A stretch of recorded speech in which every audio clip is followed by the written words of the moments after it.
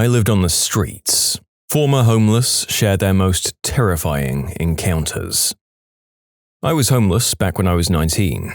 After a few weeks of sleeping rough, I was approached one evening by a man dressed as a priest. At this point, I had no idea if he actually was a priest or somebody out to deceive me. Being wary of the outfit, I straight away told him I have no interest in talking about God. What he said next has stuck with me ever since. I'm not here to talk about God, I'm here to make sure you're safe. We talked for quite a while until it was dark, and that's when he offered me a bed for the night. Alarm bells were going off in my head, but he had seemed quite genuine so far, so I went with him. He drove me to a house in the suburbs and asked me to wait in his car whilst he spoke to someone. A few minutes later, he returned with another man who offered to let me sleep in his garage for the night. Everything inside me was saying, this is a bad idea, but I accepted it as I had nothing left to lose.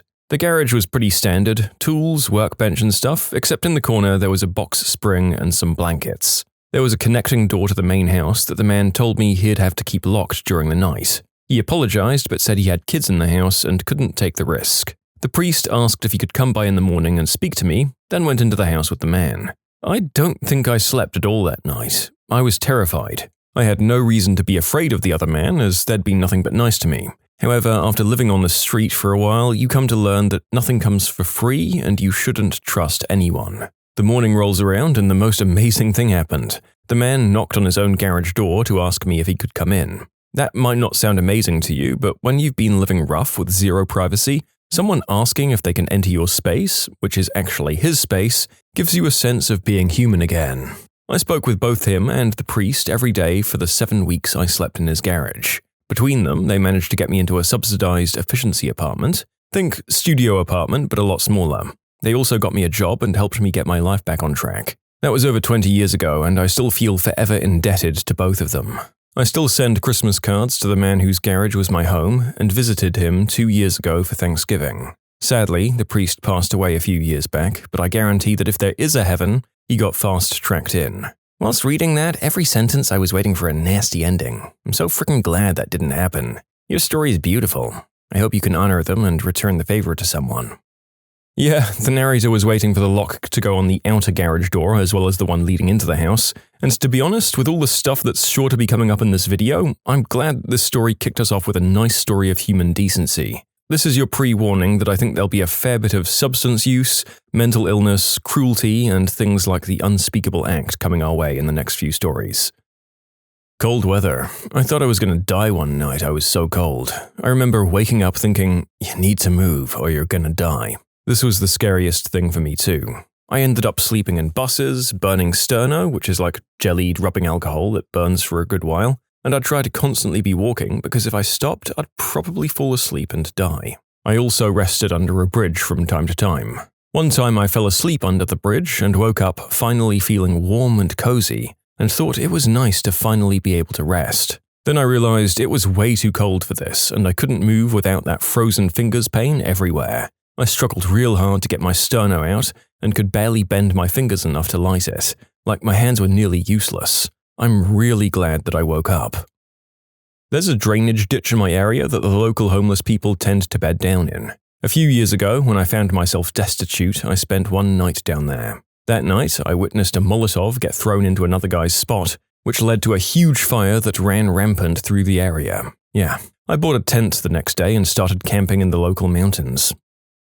I was staying in a homeless shelter that had a men's side and a woman's side. Most of the men were convicted unspeakable act offenders. In the 8 months I spent in that hell on earth, I was friends with 3 women who were victims of some of these men. As far as I know, the unspeakable acts didn't take place inside the shelters. The men stayed in one building, the women in another. Those encounters took place outside after dark in areas that didn't have good CCTV coverage. The truly scary thing? The women were actively discouraged from telling anyone what had happened, especially the police. If they filed a report with the police, they were permanently barred from the shelter. That place, one of the most celebrated in my state and that regularly had the mayor and governor drop by, was the most evil place on earth. The Pine Street Inn, Boston, Massachusetts. This account was written in 2020. People who had been homeless way longer than me.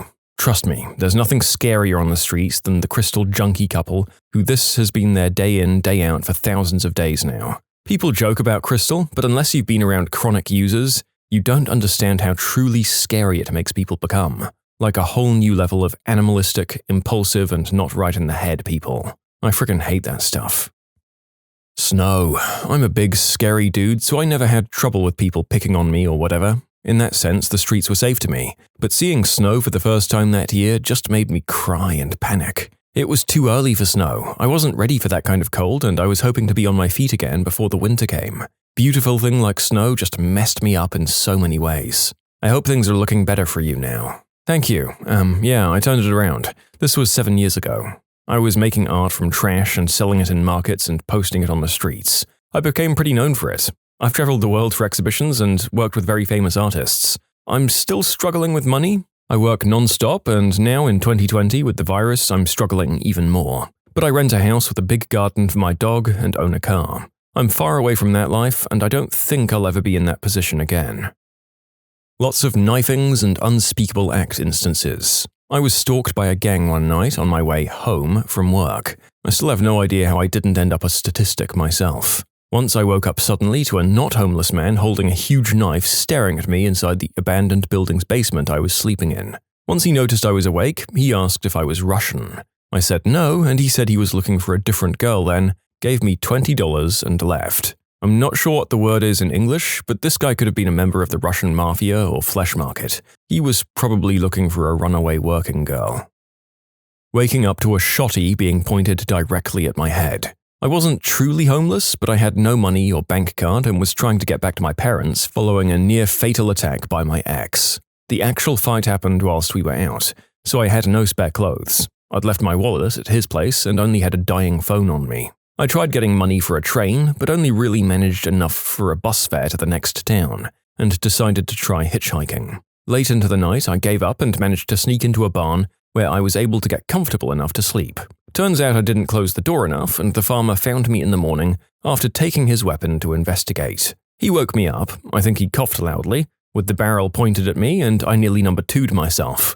He asked me what I thought I was doing in his barn and quizzed me on how I got in. He asked to see my arms before he lowered the weapon, and he started chatting. He was quite nice though, and after talking to him for a while, he took me back to his house and fed me and let me have a shower. So I lived in my car, but I remember seeing this woman and talking to her outside a store when I was just chilling, eating some food, and she told me she had been homeless literally her entire life and had never slept on a proper bed in her life. I asked how old she was, and she told me she was 53. It was scary to me because I realized that that could have easily been me. I think about that woman every single day. Weird question, but would you be able to sleep on any sort of mattress after 53 years on the ground? I'm thinking of the whole Castaway situation where he finally gets home. In any case, that woman has definitely seen some stuff if that really was her life. Really grim that we can let that sort of thing happen to people in our society. I'd been homeless for a couple of weeks now and had made friends with this one couple. They seemed pretty chill but had a bit of a drinking problem. Anyway, one night I was sleeping and I could hear some commotion going on. Couldn't make out who it was or what was going on, until my buddy comes and sits on my sleeping bag, blood pumping out of his neck, like full on every time his heart beat it would splurt out. Not under huge pressure, but it was pretty bad. I asked him what had happened and he said he thinks his missus had cut his throat with a Stanley blade. He was so drunk he wasn't aware of how bad his injury was and insisted I didn't call an ambulance. So I called the police and they called the ambulance. I see the guy a couple of days later. He's still homeless, scar on his neck. He's ever so grateful. The nurse told him how lucky he was. That cut was literally a couple of millimeters away from his end that night. I'm no longer homeless. This all happened about 6 years ago. I no longer speak to him. That's another long story. She was arrested but not charged. Last year she self-deleted, so she's no longer with us.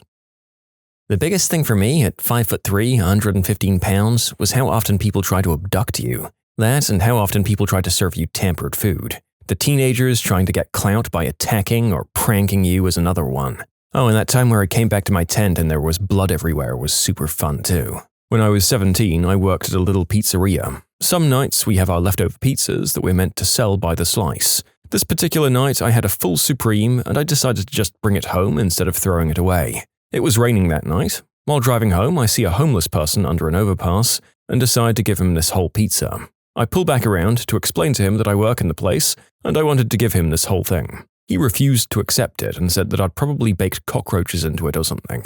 I was pretty upset by this, and it kind of ruined my desire to give for years, but you talking about people giving you tampered food made me feel like this guy had every reason to be suspicious of me. You can submit your own stories to be featured here on the channel. The story submission link is in the description below. Don't forget to subscribe to Am I the Genius? I'm a woman in my early 20s. Not my brightest decision, but I slept in my car for several weeks when I was completely out of money. Every night I parked in a small cul-de-sac. As far as I knew, the area was office only, so I didn't take anyone's parking lot, and in the morning I just left. I worked a lot, so usually I slept like a log.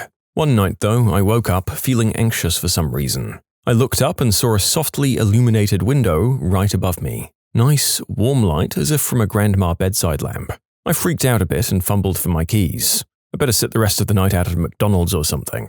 Then I noticed a silhouette not far away. A man was standing still and watching me. He didn't knock on my window glass, didn't try to talk or anything. He was just watching. I booked it out of that cul-de-sac real quick. You know, the thing that freaks me out most is not even the fact that he could have attacked or robbed me, but the realization that he might have watched me every other night, but I was just too tired to notice that earlier. Imagine if this guy had recently found himself homeless. He still has his office job, fortunately, and he's able to sneak back in after closing and set himself up a place to crash while he gets back on his feet. Things are going fine until one night a car starts parking in the empty cul-de-sac. He's freaked out. He keeps the lights off and hopes they'll go away. They keep coming back night after night. Finally fed up, he turns on his light. No reaction from the car. He creeps outside, he's moving slowly, trying to see into the car when suddenly someone inside of the car moves. He freezes, terrified. Seconds feel like minutes. Then the car suddenly starts and rips out of the parking lot. He remains frozen for a few seconds before running fast as he can back into the office, triple-checking every lock. The car never returns. It's one of the creepiest, unexplainable moments in his life. I don't know if it counts, but I lived in a van for a month or so when I was in college, and would sleep at the park. I didn't necessarily see it, but I heard it, and it's burned into my brain forever. A group of the local hobos beat a guy near to death, and they all ganged up on his girlfriend or wife. Then, after they had their way with her, did her in too. I found a new park after that. Let's see, my funny-ish story?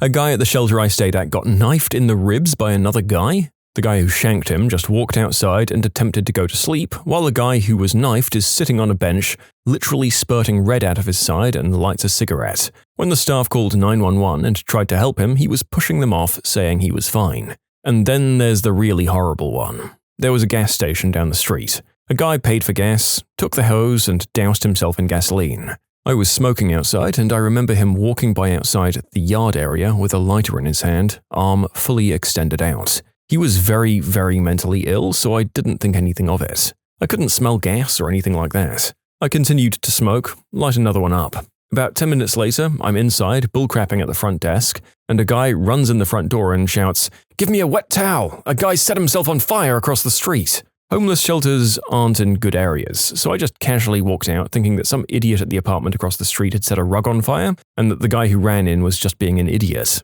I walked out the front door and sure enough, on one of the stairwells, there's flames. My thought process was basically, yep, some dumb idiots let a oh, frick. The rug sat up. Me and 3 other guys ended up being the ones to put him out. The flames just wouldn't die though. I don't know if the gas had to burn off first, but probably. I don't really remember putting him out, I just remember after. I don't remember a smell or anything. The morbid thing I do remember is he was out and he just kept shouting, my nuts are on fire, put out my nuts." He died 3 days later.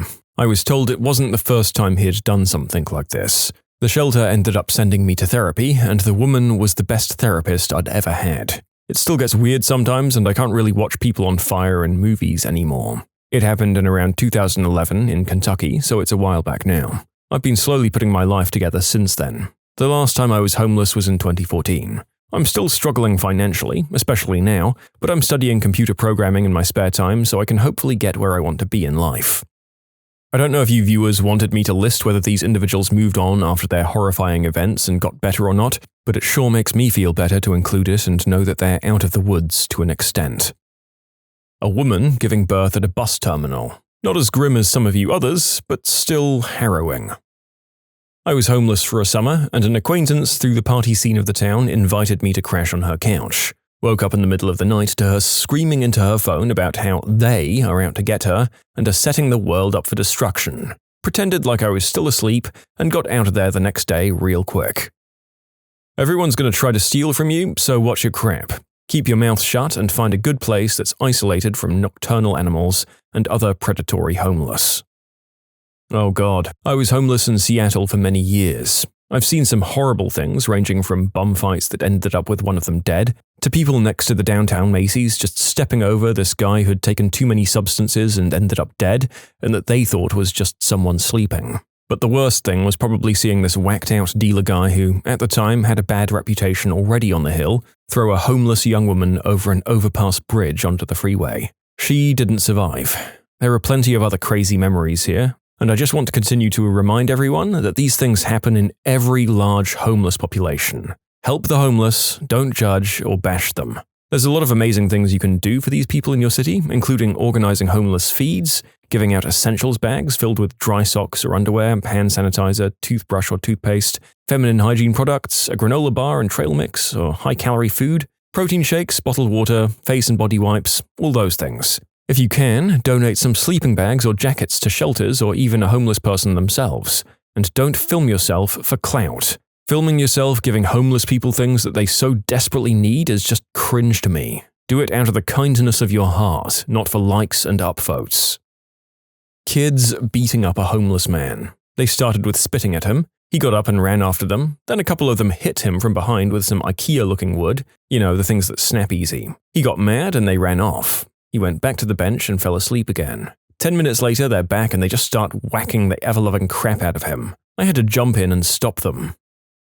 Not what I saw, what I heard, if that counts. For a while, I slept in an empty warehouse. I'm in the UK, so it was a huge Victorian building with about 6 floors. I slept on the 3rd or 4th floor, out of the way of casual intruders, like the drunks and ladies of the night that used that space. Anyway, one night I heard a lot of shouting and a female screaming from the ground floor. Now, I was young, a junkie and about 120 pounds, so I wasn't in any position to do much, but I crept down the steps to see what was happening. By the time I got there, the place was empty and the noise had stopped, so I went back upstairs. I found out the next day they found a body in the wasteland outside. Turns out the woman was a working girl. They assumed her client knifed her after a struggle, and she had made a run for it before he caught her and finished the job. Always wonder if I'd be able to help, but I'd probably have gotten knifed too.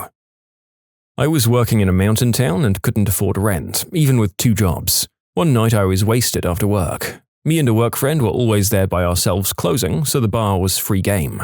Left work at 2 a.m., walked the hour and a half back to my tent outside of town. While being stalked by a mountain lion, I assume I looked injured and could be an easy meal. That was terrifying. I had a digital camera with me, so I just kept pointing it in the area of the ridge where I could hear it walking and flashed repeatedly. I made it home safe in the end. Another night after closing, different campsite, I must have smelled like a huge gyro after working a double at Pitter's in Paradise. Got into my sleeping bag in my tent. I was just about to doze off when I heard the big crunches of a black bear sniffing me out. I was frozen with terror. The bear put his head against the nylon inches above my head, hot steam on my face. I'd pulled the sleeping bag up to my cheeks, petrified, and then I just slapped the bear's nose above my forehead. It was an involuntary reaction and I felt stupid, but I did spook the bear and it took off. I got an apartment with some friends soon afterwards. In my years of being a homeless junkie and then cleaning up and working at a business shelter on the street, I saw a guy try to end his girlfriend with a machete, like full-on swing and barely miss, and my heart was frickin' pounding, like I was sure I was about to witness a murder. I also saw countless instances of people taking deadly amounts of substances, saw a lady get the crap beaten out of her while asking for help, saw a guy get knifed, saw a big huge dude have a heart attack and just die, and the paramedics frantically trying to give him chest compressions and crap and he was just flopping around. Saw a lot of stuff honestly, but those were the ones that come to mind as scaring the hell out of me the most. I have a million stories from those years, and half sound fake because they're so ridiculous. Basically, if a random substance dealer asks you for a ride home, don't say yes. If you do say yes, have extra keys with you. I was almost subject to the unspeakable act after driving a random dealer who I bought stuff from home. The guy stole my keys out of the ignition and said he needed to be serviced if I wanted my keys back. Pretended to start crying to make things awkward, and he got out of my car with the keys. locked my doors, got my spare keys, and floored it out of there. What insane crimes or crazy people happen at the night shift in your convenience store? I had a drunk guy come in fully clothed. He walked in for around a minute, stood in place for a minute, and then headed to the bathroom. When he came out, he was wearing nothing but his t-shirt. He left the store freebirding into the 3-degree weather. Never saw that guy again. A friend of mine found out during a robbery that the emergency button under the counter actually just locks you in the store with a now panicking armed robber. His boss later told him it was to prevent people from getting away. I mean, it did also put in a call to the alarm company, who eventually called the police, but for a good 25 minutes he really thought he was going to die in there. That sounds like a massive liability for the store. Most places tell their employees to cooperate. Cash can be replaced, lives can't. Worked overnight at a Quick Trip for 2.5 years. So many drunks. People who'd go number 2 or throw up all over the bathroom. Had another guy throw up from the middle of the store near the candy aisle all the way to the front door. Impressive, really. Had another guy fall down and break the roller grill. And one more guy threatened to unalive and then F me because his food stamp card declined. And there's some others that didn't happen on my shift, but there was apparently this one regular who'd come in and tell everyone that she was my aunt and flip out over the most trivial crap. She threw a major temper tantrum one night and it took 4 cops to take her down. There was also the one coworker who'd get plastered on her nights off at the bar next door and draw male anatomy on her coworker's car. Alright, that last one was me. Oh boy, do I have a good one. So I worked at this gas station that constantly got robbed. One night it was me and this woman, and we were dealing with a couple of customers, when these 2 guys walk in, grab 4 suitcases of beer, and walk out the door. They were so slick about it that we almost didn't notice. They peeled out from the parking lot in an old white Ford F-150. So we called the cops, gave them our statements, and went on with our lives. Maybe 2 hours later, we see an old white Ford F-150 tearing down the street followed by frickin' 9 cop cars. We're like, holy crap! Maybe 15 minutes later, we see that same old white F-150 tearing down the street going the other way, followed by 14 cop cars. That's not an exaggeration, I counted them. So the rest of our shift goes by, about 5 hours, and we've forgotten about it. A cop stops in shortly before I punch out and is like, yep, they were in a stolen truck, we got the guys. So I clocked out, get in my car, go to leave and have to pause while this tow truck trundles on by. I pull in behind it and what's it towing? That same old white Ford F-150. Pretty cool that you got to witness the beginning, middle, and end of a low-stakes GTA heist, to be honest. The cops and robbers Benny Hilling back and forth in front of the station could have been great if you had the security footage and yakety sax at hand. I once saw a man come in, stare at me for a few minutes, walk into the soda aisle, and slowly pour a 2-liter bottle of Sprite down his pants. Then he left. I had a guy take too much smack in the bathroom at the gas station I worked at once, but that was at like noon, so I guess it doesn't count. On New Year's Eve 2012, a guy came into the store I was working at, super drunk while I was cleaning, and I assumed he didn't buy anything and left, until about an hour later when I found him asleep in the candy aisle. It all started when a guy no-called, no-showed again. I get called in so that another guy doesn't have to work 24 straight hours. It goes well, I'm tired, counting cash at 4 a.m, and all of a sudden I hear a loud noise behind me. Then the rack of cigarettes behind me rains down like a waterfall. Once the cigarettes stopped, I brushed them off me, used colourful language to ask what was happening, to myself but out loud, and went to check outside. There was a Jeep pulled right back into the wall. I asked if the driver was okay, and she was, but I hear through her phone that wasn't even on speakerphone, "How the frick did you crash into a 7-Eleven?" So I called the cops and the owner and it all gets worked out. But when the cops arrived, they first laughed, then breathalyzed and alphabet tested the woman to see if she was drunk. She was not, just a tired or crappy driver. I'm betting crappy based on the phone call I overheard. The owner trusted me from then on as I ended up handling the initial insurance portion and regional manager pictures of the damage. The customers were impressed that I didn't crap my pants when it happened, and I've got the story now. While working an overnight shift at McDonald's, I once watched a guy go through the drive-thru in reverse because his window was stuck and he refused to open his door. We had a regular customer nicknamed Spoody, who was a shell-shocked Vietnam vet. He came in once and gave me $600 and just said, "Hold on to that for me, I might need it one day." I found out later they kept an envelope in the safe for him to make deposits into because his daughter would steal his disability checks. Another day, Spoody came in with a dirty, mangy-looking Spitz, and he goes and gets a mop bucket and a big jug of Mop and Glow and goes outside. He ties the dog up to the spigot near the entrance of the store, fills up the bucket, and gets some good suds going, and then dumps it on the dog.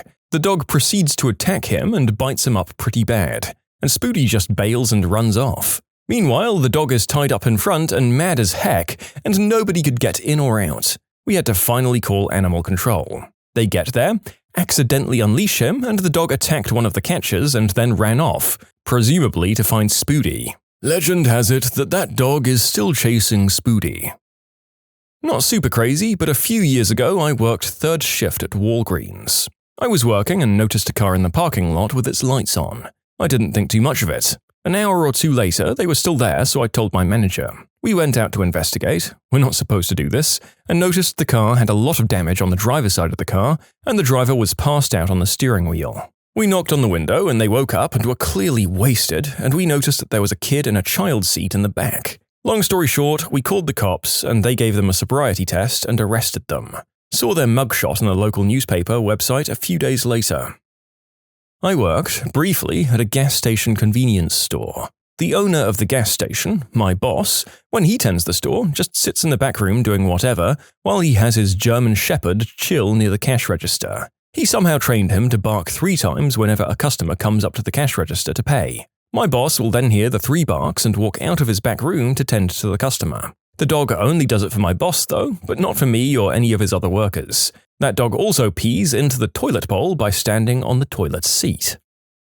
While my crew and I were on break, sitting on the loading dock at our grocery store, we witnessed a very drunk man coming from the recently closed bar try to steal a Christmas tree from our parking lot. We let him get about 20 feet with it, which took him a good 10 minutes, before yelling at him and scaring the crap out of him.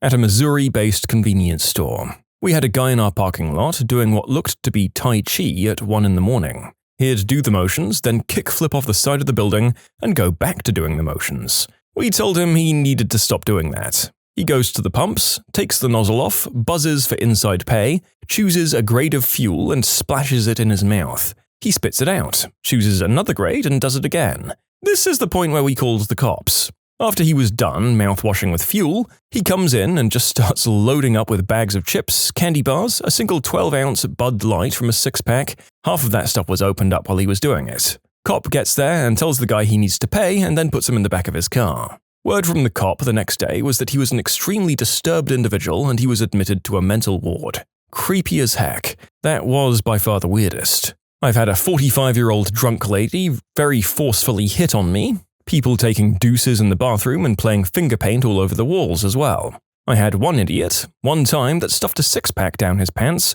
walked down the aisle, dropped it on accident and had 5 cans drop and just roll away, and he walked out the door. By far the most disgusting was someone placing the 2 plungers in the bathroom on adjacent walls and balancing a little turd on each of them. I just couldn't put my head around that one. And this last one isn't mine, but down the road at a competing convenience store, they had a guy one night come in, sit down at one of their tables, and fillet himself from ear to ear. Even hearing that story still bothers me. Okay, with that final one, I think you win the award for the most disturbing stories so far. Your prize is, well, a whole bunch of regrets about your part-time job in college and nothing else. Sorry. But in fairness, that is a pretty normal way to feel about the things we do for a living at that time of our lives. Probably way too late to get in on this, but I used to work on Bourbon Street, got loads of stories. Once found a gat in the urinal while a guy was fighting with one of our shot girls. I take a moment, hide the gat, carefully, and ask my boss about it.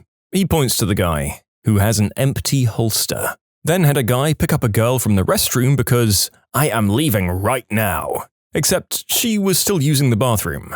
You never want to be the guy with the mop on Bourbon Street. Also watched another guy argue with a cop about football or something. He started getting mad and then he hit the fudging cop in the jaw. One of the bouncers from down the street walked up and grabbed the guy while like a billion cops came from God knows where. And finally, the frickin' working girl walking up to me with some powder and asking me if I could tell whether or not it was white snow. It was crushed Smarties, by the way.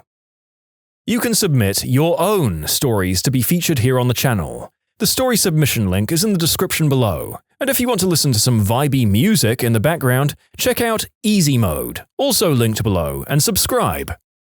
I had a guy come into the gas station where I was working about a year ago. Obviously on something, but I have a lot of regulars that are addicts, and most of them aren't violent, they're just weird. So he wanders around the aisle, occasionally looking over and staring at me for like 10 seconds or so each time. After the final customer leaves, he comes up and pulls out a tiny little pocket knife, the Swiss Army knife kind. Looks at me and says, "I was supposed to do something very bad to you, but I decided not to, I think." All while opening and closing his knife. Robbing me is one thing, but this guy is just directly threatening my life. He gives me the knife, just hands it to me, tells me to hold on to this for me, looks around for about 15 seconds and asks for it back. Obviously, I shouldn't give it back to him. This guy just threatened to murder me, but he is huge. About 6'3", 200 pounds, lean muscle. He could have killed me with his bare hands, so I just gave it back to him. He tells me to keep your eyes open, and just leaves. I called the cops after he left. Turns out he's an Iraq vet who wasn't taking his medicine.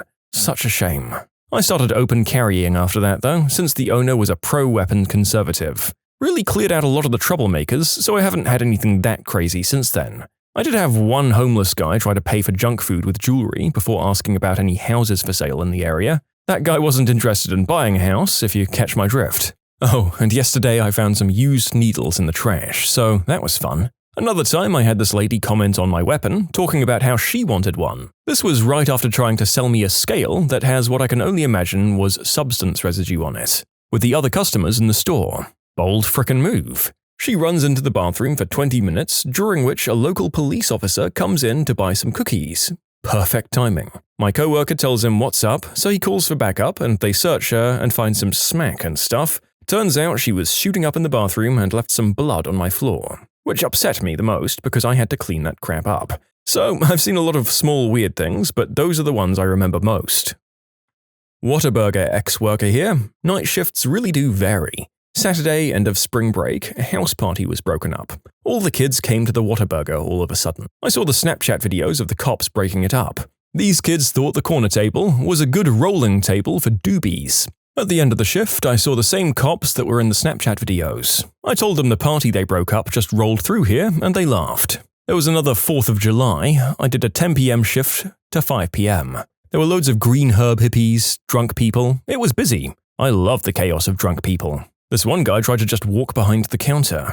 And then there was New Year's Eve. It was jam-packed, our manager gave us beads to wear for, quote, a morale boost, and some drunk lady thought we earned them like they do at Mardi Gras. I said no. I lied to her saying we danced for them. So of course she wants the shiny beads. I told her I did a little teapot dance for them. She drunkenly did the dance in the lobby. I said it wasn't good enough, so she huffed and sat down. My manager thought it was pretty funny. All in all, pretty sane for a Whataburger. I ruled the diner and kept it in check. I worked a 24-hour BP garage. We had an old creepy Russian bloke, no English and cheap tracksuit, walk in at about 1 a.m. He bought something and I thought he was stroking himself through his trousers while I served him, until after he left when we noticed a puddle on the floor. Turns out he had peed all over the place while standing at the till. Not a fun one to clean up after.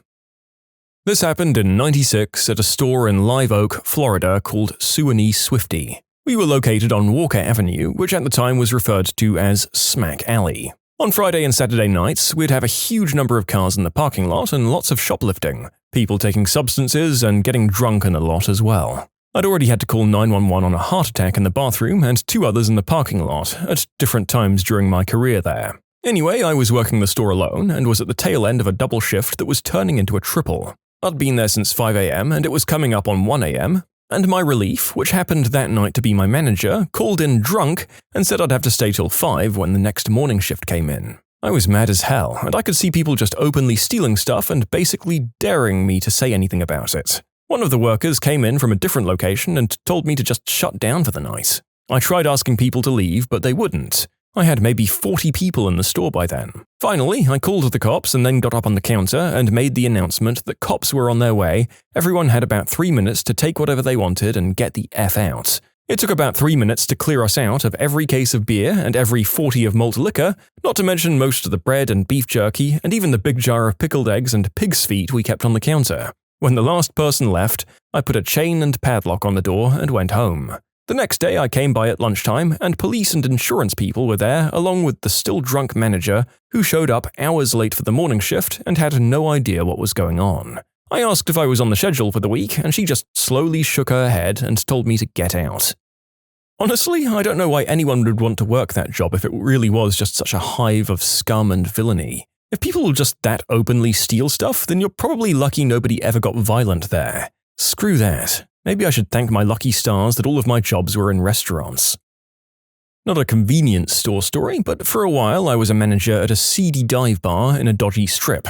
We were open from 9 a.m. to 5 a.m. and would get all sorts of people in. One morning, a woman orders 3 drinks and 3 meals. She looked a bit out of it, but we'd get a lot of people coming off night shifts, so didn't think much of it. She proceeds to sit at one of our 4 outdoor tables, downs 3 glasses of cheap wine, and when her meal comes, she starts feeding the nearby pigeons, tearing her schnitzels with her hands and just dropping them. She then escalated to chewing her food and spitting it at the ground, quickly attracting loads of birds, so I politely requested that she stop feeding the birds. She acts really affronted, like I was the weirdo, but says she'll stop feeding them. When I turned to walk back inside, she screams, "I'll frickin' drag you to the car park and stab you in the throat with a screwdriver, you C-word." Lucky the cop shop is opposite the bar, and they didn't take long to respond, but it did take 4 cops to subdue her. I have a number of stories from when I worked the graveyard shift at a Stuckey's a couple of years back. I kept a blog at the time, so I can copy a few of them onto here. There was a car containing a man and a woman stopping in front of the store. The woman got out, came in, and asked for some rubber male contraceptives. As I was directing her to them, which was taking longer than it should have as she was fairly dim-witted and drunk, she looked out of the window and freaked out. The guy she'd come here with had driven off without her, and he had her phone and purse.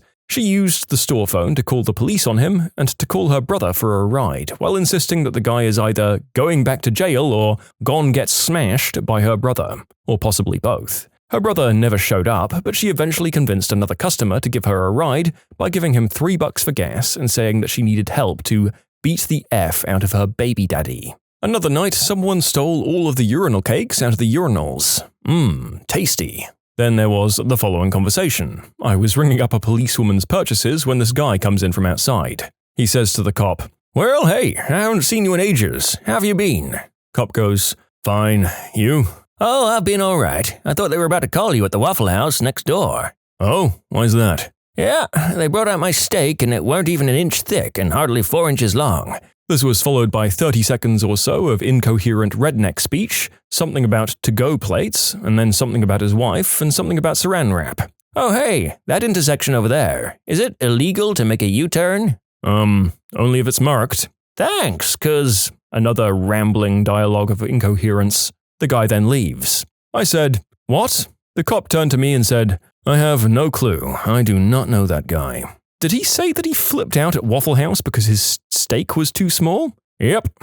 This is a direct quote from another customer, apropos of nothing, regarding the woman he came in with. "I should just leave her by the side of the road. I'd done my first wife like that." There was the time a customer tried to use his house key as an ID. He was definitely on something. And another tried to use a DUI citation. He wasn't on something. One regular customer seemed to earnestly believe that I knew how to help him with his problems, and would constantly ask me for advice. His problems seemed to all center around people in black who make trouble for him every city he visits by putting the works of the devil on him. I wasn't really able to come up with any helpful solutions for him. There was the time a drunk driver got into a car accident just outside the store, calmly exited his heavily damaged car, and came in to buy some Aleve and a drink. All while cops outside were trying to figure out where the driver had gone. There was a man who must have been somewhere north of 60 wandering into the store shirtless, showing off his chest ring and Third Reich tattoo. Oh, and every Saturday night we had to lock all of the doors and turn off the lights before the nightclubs closed because a mob of drunken lunatics would swarm to the Waffle House next door, usually forming an impromptu party and quasi-riot in the parking lot. This policy developed at a store that is otherwise never closed because it simply cost too much to let them into the store where they inevitably broke and stole stuff. I used to work the graveyard shift as a waiter at IHOP. One night, as I was checking out a group of people, a man covered in sweat hurries through the front door and stammers out, "Where's the bathroom?" I point to the back and continue taking orders. About 10 minutes later, I see him in a corner booth, shaking back and forth and muttering under his breath like a madman. I ask a table if they know what his deal is, but they're just as weirded out as I am. I go up to him and ask if he wants a water or something to drink, but he doesn't address me, so I just go back to the kitchen. After I tell my manager, I see 3 cops quickly enter the restaurant and detain him. Turns out the guy was high on crystal and crashed his car into a bank about a block away and then ran to the IHOP. I worked at Wawa. One night this guy comes in and I'm assuming he had a mental disorder. Anyway, he walks towards the gas pump and puts the handle where the gas comes out into his mouth. He then grabs a lighter and starts flicking it. My manager had to beg him to put the handle thing back in the pump. Waffle House in Albuquerque on the edge of the war zone, 1993, pre-cell phone. After 9 p.m., the office was locked and the only other phone took incoming calls only. No outgoing. Just me and another chick. I was 18 and she was 19, working the night shift. Every few weeks, some smackhead would come in and start picking up the plates off the tables and smashing them on the grill. We couldn't call anyone and they were between us and the door, so we'd just have to ride it out, and after they left, try and get all of the glass out of the grill so we weren't serving bloody mouth hash browns. Children of helicopter parents. What was the most embarrassing thing they put you through? When I went away to college, my parents would call me every day. I went away to a fraternity weekend during my freshman year where us pledges weren't supposed to bring our phones. I told my parents that I'm going away for 3 days and not to call me. On the day we were coming back, the guy driving us got a call. He then hands me the phone and tells me to call my parents. It turns out that when my parents couldn't reach me for 3 days, they came to my college and went around my dorm and half the campus asking everyone if they'd seen their lost little boy. I was 18 at the time. On top of that, since I was on their family cell phone plan, they looked up all the numbers I'd recently called and texted. They proceeded to call everyone, letting them know that I was lost and asking if they knew where I was. This included girls I had crushes on but barely knew, random classmates, and mild acquaintances. When I got back to my worried parents waiting for me at my dorm, I found my cell phone with a bunch of messages of people asking if I was okay and letting me know my parents were looking for me. For the next day, every 1 in 5 people I walked past asked me if I talked to my parents because they were looking for me. My grandmother once did something similar to my dad, except he wasn't at a frat retreat, he was on a training exercise in the Air Force. When she couldn't get a hold of him, she called the base commander's office, then Washington, D.C. He got some crazy work detail, cleaning gum off the dumpster if I recall correctly, as punishment for his mom being nuts. My cousin had an interesting freshman year experience. She was roomed with another girl with a helicopter mother, and the mother slept in this tiny dorm room with the daughter and my cousin for several weeks until she could convince the RA to kick her mother out. My dad followed me into jury duty when I was 21 because he didn't believe that I could do it myself. I insisted that he didn't come, but he did it anyway. He was stopped by security guards outside the area and threw a huge fuss about not being able to accompany me. Most of the courtroom was confused and weirded out. Luckily, they didn't need me throughout the trial, so I was dismissed. There's a lot more weird crap that my dad does, but this one stood out to me when I first read this post. Does he not understand how jury duty works? Helicopter parents don't understand how a lot of things work. Yes, indeed. Why would a brain incapable of grasping the concept of their offspring's adulthood or independence be sophisticated enough to get other facts of life straight? It's been a while since I've done a helicopter parent video. Looking forward to jumping into some real denial and inability to let go. I didn't go to any school dance or sports event. No prom, nothing. I was not allowed to go to the mall by myself when I was 19 years old. My dad would follow me around. He'd walk about 5 feet behind me. When I was 20, I said I was going to get a cell phone and got into a big fight with my parents because they didn't want me to have one. I'd been working since 15 and was going to pay for it myself. I couldn't lock the door to my bedroom, or the bathroom, even in my early 20s. Moving out was the best thing ever. I remember when I was 12 or so, my mum, little sister, who was 7 at the time, and I went to Costco to do some shopping. My dad showed up dressed as a clown, he used to dress up for birthday parties, and followed me and my little sister around honking his clown horn in our ears, yelling to all the guys that he was our dad. He still shows up at my work and tells my coworkers to tell him that my daddy is here to see me. I'm 31. I think the last time I called him daddy was when I was 7, 8. Nobody calls him daddy anymore, except for possibly my mum. Oh boy, today I learned what my mum is, judging by your other stories. I had a field trip when I was 10 years old that I was very excited to go to. The morning of my field trip, my grandma picks up a call from the school saying that the trip is cancelled. I was delighted by the fact that I could play video games all day, but disheartened at the fact that I missed out on my field trip. Next day comes and I go into class. I remember asking the professor, "When are we going on the field trip since it was cancelled yesterday?" And the professor just looks at me with this puzzled face as if I was stupid or something. I end up finding out that my mum called my grandma and told her to act as if the school had called her and pretend that the school cancelled the trip. Apparently my mum was afraid of the school bus flipping over and combusting into flames, while also there being a possibility of me being preyed upon by sinister teachers or boys. I had to make an account to post this story. Shout out to my mum for inspiring me to do so. Ugh. I work in an ER and I get sick and tired of helicopter parents bringing their offspring in for ridiculous reasons. Like he got a nosebleed a week ago and again today. She's been having foot pain after PE. Stuff like that. The worst are the parents that bring their 18 years or older kids into the ER because they want them substance tested. I love turning to the legal adult in front of me and asking, "Do you consent to this?" The parent normally turns beet red and starts yelling at me about how they're the parent and they pay the insurance, yada yada yada. At which point I remind them their precious child is now an adult and without their child's express consent, I can't perform any tests on them. I've seen more than my fair share of light bulbs go off over the kid's head and them flat out refuse all lab work. I tell them, "Alright, you heard them, I can't do anything." This normally ends up in a call to our hospital administrator, who'll tell them the same thing. I'm also not allowed to give out any information over the phone, as I cannot verify you're the legal guardian, nor in the room without express permission. It's fun to watch people's veins throb when they can't get their way.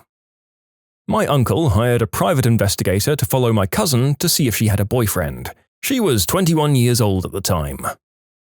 When I was engaged to my now husband, I was given many long lectures by my parents about how I couldn't lean my head on his shoulder or ever be alone with him because it would lead to him having uncontrollable urges, which would then lead to him committing the unspeakable act on me, and it would be my fault for working him up. These lectures became daily and increased in absurdity. I'm glad my husband was able to stick it out. Things are much better now that I live with him on the other side of the country.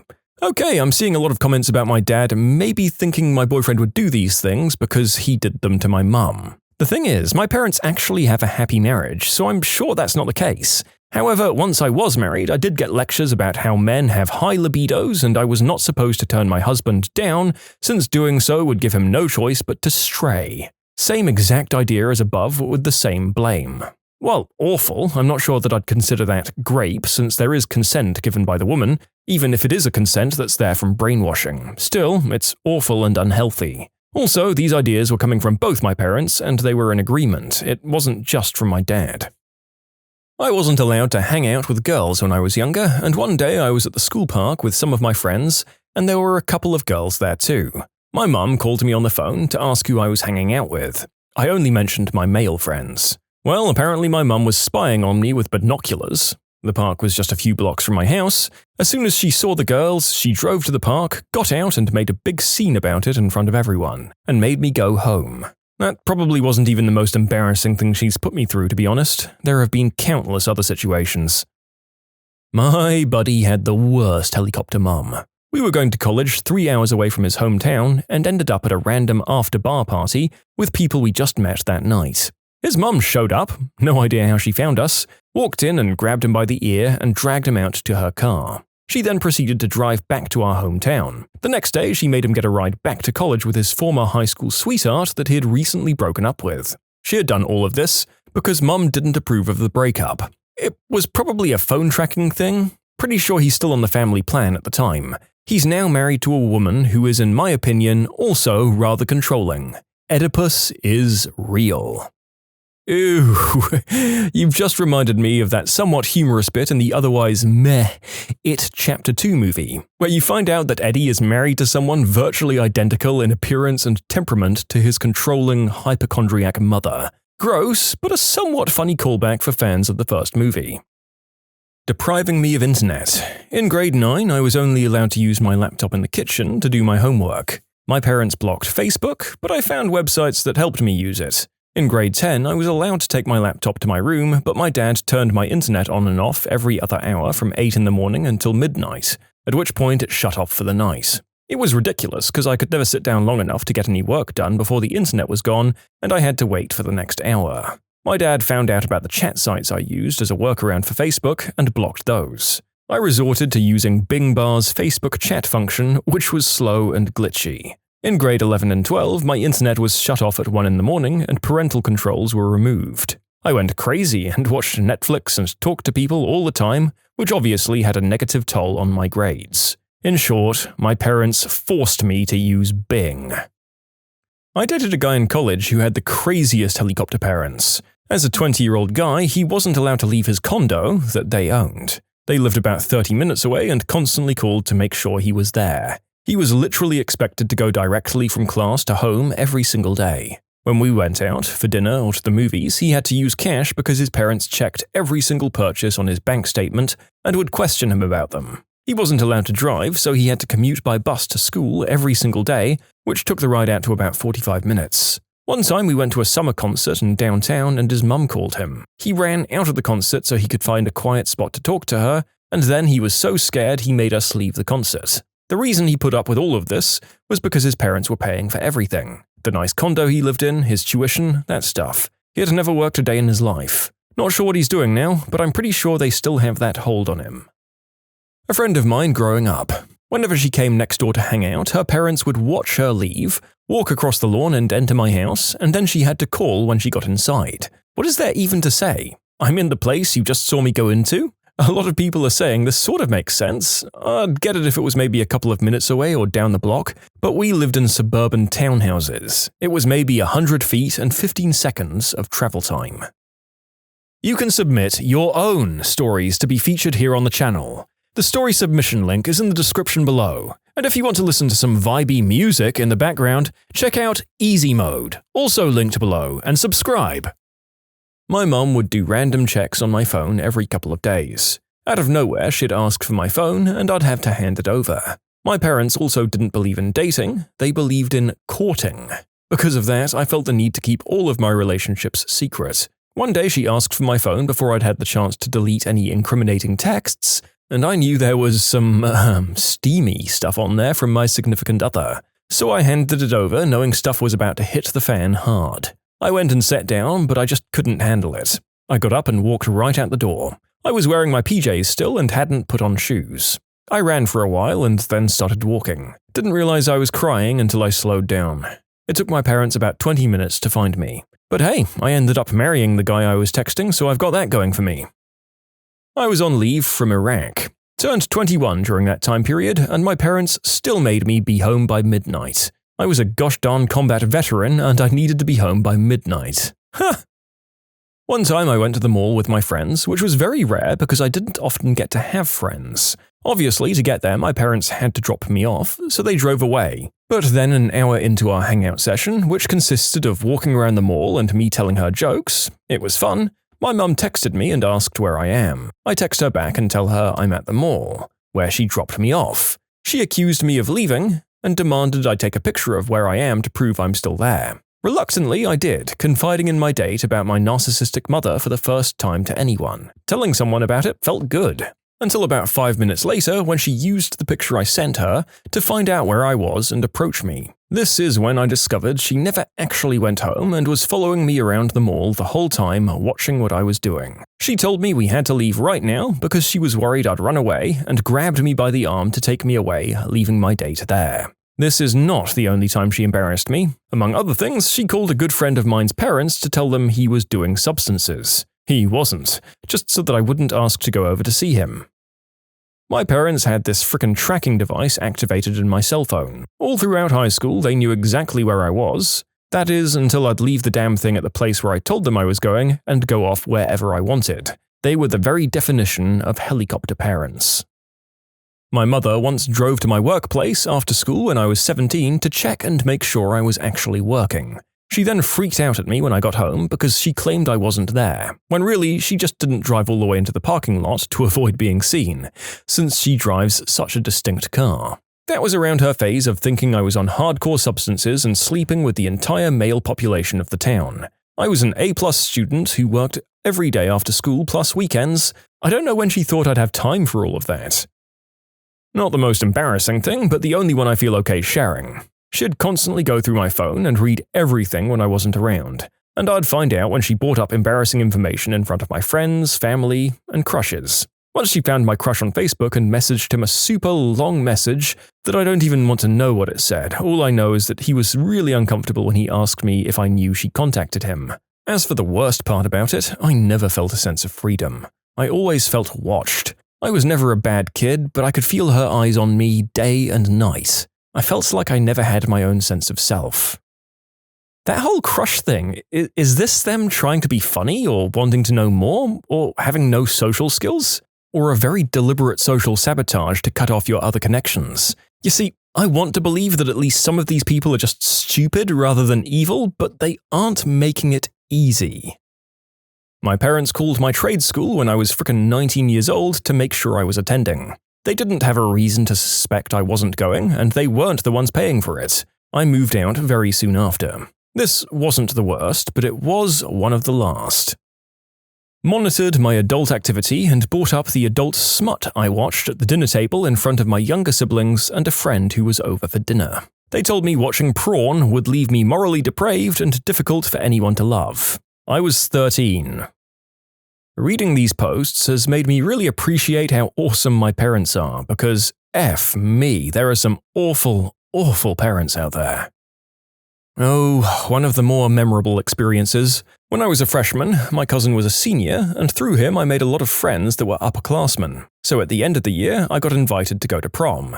My parents made my date, the one who was just a friend, come over 2 weeks before prom and basically asked him every question imaginable. They got his phone number, home number, email, the works. He was really chill about it because my cousin had warned him beforehand. When prom actually came around, I wasn't allowed to ride in the limo with everyone else. Instead, my mum drove me in an ugly Astro van that looked like the Mystery Machine, and she had my siblings and cousins packed in there with her. When we got to the venue, she got off with me and asked an administrator if she could stay. Thank God he said no.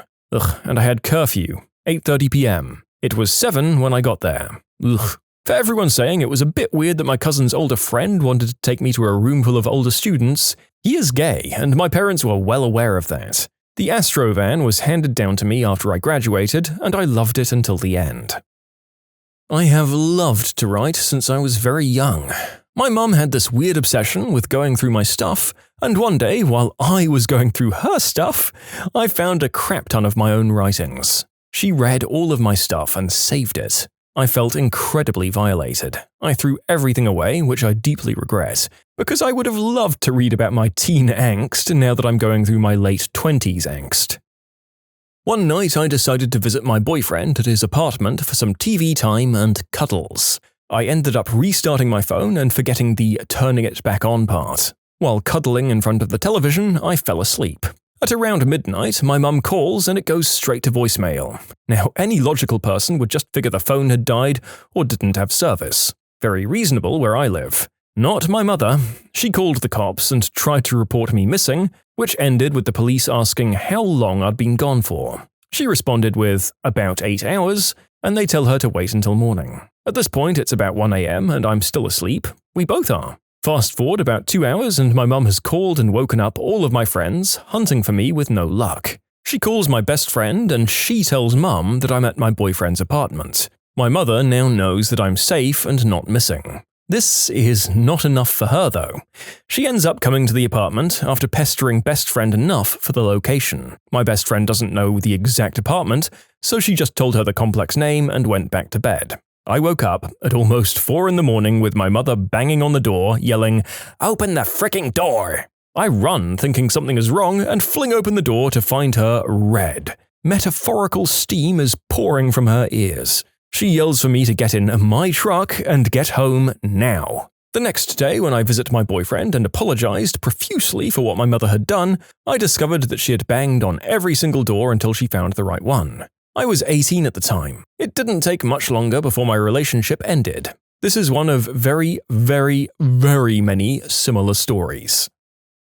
My parents weren't helicopter parents per se. It was mainly my dad who was really strict only about movies. For example, when I was in high school, I asked if I could go to the movies with my friends. It was a G.I. Joe movie that I wasn't super into, but it was mainly to just do something fun. My dad said he wouldn't let me go unless I wrote a paper on the movie after I watched it about its redeeming qualities and Christian principles. Mum read in my diary that I'd lost my virginity to my boyfriend of the time. She called my school's principal to tell him that guy had unspeakable acted me.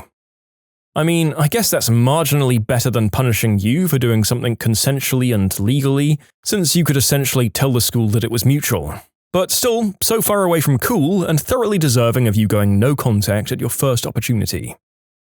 I'm still a teenager, so I'm still putting up with my parents' helicopter habits. They were furious when I found out I'd watched The Hunger Games at a friend's house. Same thing happens whenever I watch a movie rated PG or above and they're not there to fast forward through the kissing scenes and mild cursing. They don't allow me to spend money without telling them first. I once bought a pack of gum without telling them. It wasn't pretty. Long story short, I got my phone taken away for a week after being chewed out for a solid hour. My dad has software on my phone that tells him whatever I do on the internet. This includes texting and calling. He'll probably see this, but I don't care. I'd better stop typing now. They might catch me. Most of my childhood is a fog, but I have memories of being in and out of the doctor's offices all the time growing up. They often had me on multiple prescriptions. The doctors never really spoke to me. They'd speak to my parents, and then I would take whatever pills or undergo whatever treatment I was instructed to take. This continued until I was 18. I still to this day have never been told what was up, and I have no access to early medical records. I'm 39 now and perfectly healthy with no ailments or health conditions that I'm aware of. I don't remember any of the names of the doctors. We moved around a lot, and this was the 80s and 90s in the US. So I don't think the medical records were centralized in any way. I wouldn't know where to begin tracking them down. I don't ask my parents about it, partly because it seems pointless without being able to verify their answers, but mostly because I just have no desire to revisit that part of my past. I'd rather just focus on being a happy and healthy adult who lives far away from the rest of his family. I look up from reading this thread to see my 2-year-old eating dirt. I'm doing it right. People who help fight human trafficking, what tips do you have for spotting and reporting it? I'm an intern at a human trafficking task force. It really helps just knowing the basics because I had no idea everything that it entails. There's trafficking of women, the one we all know the most about, labor trafficking, and organ trafficking. Trafficking happens through force, fraud, and/or coercion. Trafficking is something of value that is being exchanged. The something of value can be food, shelter, clothes, and money. You get the gist. There's also the age issue. Anyone under the age of 18 that does stuff in exchange for a good is automatically considered a human trafficking victim. Even if the legal age of consent is 16, a 16-year-old can't have consent to commercial activities of that type. It also doesn't matter if they say they're 18 and have fake identification proving they're 18. If you're caught paying someone that's legally 16 for a certain kind of act, you are human trafficking. My organization is holding a webinar of this soon, and we also have social media where we explain the issues. Visualization helps us fight human trafficking, and so do donations if you can. We're a non-profit. Thanks for listening. I work as front desk for a hotel. I had a couple of experiences with this. You should look out for groups of 2 to 3 where one person does all of the talking, specifically when the others look scared or are overly covered, or cringe when the talker is speaking. Also if they look like they're under the influence of something. Ensure that you get ID from all parties when you suspect something is going down, note their room numbers and the names given, trust your gut, what we call a gut feeling. It's a combination of millions of tiny factors you might not knowingly be aware of. Tiny details like hitched breathing, micro-expressions, specific lying tells, environmental factors, stuff like this. These all add up and let your subconscious mind make connections that your general mind might not. Trust that feeling if you suspect something is wrong, and contact the police to inform them of a suspected human trafficking issue. Both times my gut told me to call it in, I ended up regrettably being correct. Here in Spain, we get a lot of women from Eastern Europe and Sub-Saharan Africa. Some pay for their trip to Europe this way. Some are blackmailed and some are lured offers of jobs like cleaning, or low-level administrative jobs like secretaries or paper pushing. They end up in a roadside brothel. If you're a young woman in a poor area of Eastern Europe and you get an offer for an easy job in Germany, France, Spain, or the Netherlands, be very suspicious. Not really helping fight human trafficking, but if you're watching a naughty film and you spot someone you think even has the remotest possibility of being too young, you can go to the website missingkids.org to report it. Well, out of necessity here, the narrator is going to be using very watered-down and vague language for what is a very serious and obscene ongoing practice in the world. But yes, make no mistake, we're talking about the kidnapping, subjugation, and transport of people of all ages against their will or while concealing from them the fact that they should have a say in it. Brace yourselves. I'm a teacher who had a student with a deeply tragic past. I can't go into the details, but I will say these sorts of crimes are not being committed out in the open. They're very well hidden. You'll never see these children, and nobody is missing them. This poor boy couldn't read or write. One day he got a 100% on his spelling test. He asked me if I could call his mum and ask her to take him back and he'd be a good boy from now on. Trafficking is unfortunately all too common, but it's become a very hidden problem. In Latin America, look for maids who've been with a family since they were very young. In my country, they're called criadas. This is a form of servitude that closely resembles slavery and begins with a child, usually female, of a poor rural family being brought to live with a moderately wealthy urban family. The promise of a better future than what the parents could provide. These kids don't attend school and perform house chores all day and are paid in food and living quarters, and sometimes the promise of money that the bosses are holding for them. They grow up this way so that when they're adults, they're afraid to leave. They don't know any other way of life. The bosses don't often acknowledge anything wrong, and they often claim that the criada is grateful for having been given a better life. I sadly have to admit that this happened in my extended family. They were bosses to a criada who would be 75 years old today.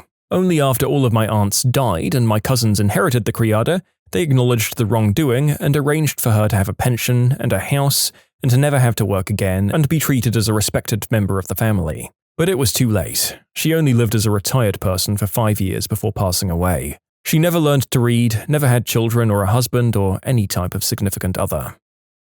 If you're a university-aged student, be very cautious with foreign summer work arrangements in resort cities abroad. With foreign resort city summer work as the bait, university-aged students are promised a work visa, arranged legal work, round-trip travel, and lodging in a distant foreign country for an overall desirable resume-building experience. What's delivered is basically forcing worked hours far in excess of legal amounts, substandard pay, being housed in subpar conditions, and threatened withholding of summer-end return travel unless the person complies. The uni student's parents likely can't afford to send money to rescue their child. For an example, a Polish university student studying international business came to the US to work for a summer. What really happened was the student came here, got lodged in a single grubby motel room with 11 other similar-aged people, and was forced to work 12 hours every day rotating to various hotels doing contract housekeeping. She wasn't super confident with her English, absolutely didn't know how to alert authorities to her issue, and basically has no money. Parents didn't have the funds to wire her to get her home. This was a real case where this woman was rescued because she was cute, and a local older gentleman with nothing much else to do but talk with random cute girls asked her about her story. She spoke English well enough to tell her tale. The kind gentleman and his generous friends realized how illegal and messed up the arrangement was. They assisted this woman and her 2 friends by moving them in with a nice family and helped them get legit summer jobs, and raised funds to pay for flights for all 3 girls back to Poland. These men reported the sketchy arrangement and company to the local authorities and pulled enough strings to stop that small illegal operation. For those working in hotel services that contract a lot of foreign labor in areas like housekeeping or laundry, just keep an eye out on these folk. Maybe strike up a conversation to make sure they're okay. My wife used to teach piano in an affluent suburb, and one of her students had an elderly nana who was openly treated like dirt by everyone in the house. She began to suspect this was a case of trafficking or slavery, but shortly after she took a moment to talk to the old lady about her situation, the family got rid of the old lady and subsequently fired my wife from teaching their kid. This was in Monmouth County, New Jersey, around the year 2000. I believe the family was from India. The child she was teaching said Nana wasn't a grandmother, this is just what they called the au pair kind of person. I'm by no means someone who does this stuff for a living, just someone who had an experience. I lived in a very sketchy apartment complex in Phoenix. My wife and I generally keep to ourselves, so we didn't really have a problem. We at first noticed that there were constant visitors to our immediate neighbors. Their front door faced our front door. We figured maybe they were selling green herb or some stuff like that. You do you. We don't give a flying F as long as you don't bring trouble to us. Then we noticed that there was only men who'd show up every 15 to 20 minutes, stay for 15 to 45 minutes, and then leave. At this point, we're thinking, whatever, if a chick wants to work like that, we don't give a crap. Then we noticed the guy who seemed to be overseeing it all and the other girls in this apartment. They looked younger and never left the apartment unless escorted, and would only stick around for a couple of months before a new girl was brought in. When I say young, I mean they looked maybe 18. We only started realizing during quarantine, and we were home all day. The men would constantly knock on our door throughout the day and night, which is what caught our attention. Anyway, we called Phoenix Police Department. They knocked on the door and said they couldn't do anything without us providing photographic evidence. So we sat on our patio one day and discreetly started taking photos of all the men coming in. Call the cops again and provide evidence. They knock on the door again, a customer walks out and just runs for it. The girls all run for it too. Their boss comes by after and bangs on our door. We stayed at my dad's house for 2 weeks, while an investigator for these sorts of crimes surveyed the apartment. The guy in charge was moving everyone out, and the investigator was able to find their new spot. We moved the F out very shortly because we were afraid of some sort of revenge. This is long, but pay attention to the people surrounding where you live. No need to be a nosy person, but when we actually started paying attention, we saw what was going on very clearly. We were concerned because none of these girls spoke English, they weren't allowed out of the complex without an escort, and they seemed to be replaced constantly. There's an app you can download called Traffic Cam. Anytime you stay at a hotel, upload photos of your room. These photos are incorporated into an artificial intelligence algorithm that helps identify locations of trafficking victims via background details. Huh. You know, I read a lot of advice and life tips making these videos. This might be one of those ones that I actually follow. You know, just on the off chance that it helps someone one day. But unless you help catch someone, I'm not sure how you're meant to judge the effectiveness for your rating on the App Store though. If a guy comes into a tattoo shop with multiple women, either at once or separate trips, and makes the women get the same tattoo. This may be specific to the area of the US I live in, but the non-profit I worked for had us go to tattoo shops and give them pictures of known designs that traffickers make their victims get. Most shops were happy to take the pictures and post them in employee-only areas and train the employees on protocol when someone came in for their tattoo. One place was pretty awful because they didn't want to miss out on the money they make from doing these tattoos, which made us assume a lot of that went down there. My husband works with a home that deals with human trafficking. As has been said, most have to do with horrible work conditions, but there are some that are, well, a worse sort of trafficking, and he said that he finds most of the victims very quiet, and their eyes are always darting, constantly looking around for the next horrible thing or person to happen. He comes home and cries and tells me this job is the most rewarding thing he's ever done, but it's going to break his heart and his hope for humanity. You can submit your own stories to be featured here on the channel. The story submission link is in the description below. And if you want to listen to some vibey music in the background, check out easymode, also linked below, and subscribe. When I was young, I had neighbors from India who had a family servant. I was really young at the time, and I was friends with the family's children. Their maid cooked all of their meals, cleaned the house, and slept on the floor. What I remember is that the family would go to India every now and then, and I guess they promised her a better life in the US if she worked for them. As a result, they took her passport, and she was pretty much confined to their home. No holiday, no weekend breaks. I don't even think she was paid or had a bank account set up. She was a very nice, sweet lady who made amazing curry. Anyways, she wasn't allowed to converse with anyone outside of the home. However, we all carpooled together after school, so she'd come to my mum's car to get the children, and she'd walk to my mum and even make my mum food. After a while, 2 years I'd say, my parents and my neighbors started to catch on. They made a plan to get her out and escape. She left, and we took her to a family friend's place where she lived for a year. She'd go to the local Indian community center, and I believe she met a man there. She eventually moved out of our family friend's home, and I believe she got married. I really hope she's doing well now, and every now and then I think of her. Most human trafficking is not the movie kind. It's more the kind where an ethnic restaurant brings over a cook from their home country, and they have to work unreasonable hours to pay back the trip. Or maybe it's a maid or a construction worker who works below minimum wage and can't have their passport back. So look for people who work long hours at sub-legal wages. There's a great story I read in which the author tells the story of Lola, who he eventually came to realize was his family's indentured servant. When his mother was a child in the Philippines, her mother died and a distant cousin named Lola came to live with her and her father to care for her in exchange for room and board. Apparently, the deal was for life. Lola stayed with his mother through adulthood, after marriage, and then came to the United States with the family. Eventually, long staying past the legal lengths of her stay, she was kept hidden away, cooking, cleaning, and caring for the kids with no pay. She faced daily horrible treatment from his parents and didn't gain any kind of freedom until the mother died and Lola moved in with the author and his family. I think situations like that happen far more than people realize. One thing to know is that no trafficked kid looks the same. Here in the UK and across the world, people of all ages, genders, and cultures are subjected to human trafficking and exploitation. The most vulnerable ones, like the ones on the streets, are targeted and moved both within countries and across borders. Those trafficked here into the UK are often taken away from areas of poverty and made to go on dangerous journeys, travelling thousands of miles away from home. On arrival at their destination, some can be coerced into growing or cultivating illegal substances, benefit fraud, and forced begging. Others are forced into domestic servitude or worse, and a lot of the younger ones don't realise that what's happening to them is wrong. They might be too fearful to speak out as they've become reliant on their traffickers to feed and clothe them. They might also have been subjected to all sorts of horrible things or don't know where to turn for help. Those who've been trafficked from outside of the UK often speak little or no English, making them even more isolated and dependent on those exploiting them. An almost perfect scheme. There you go.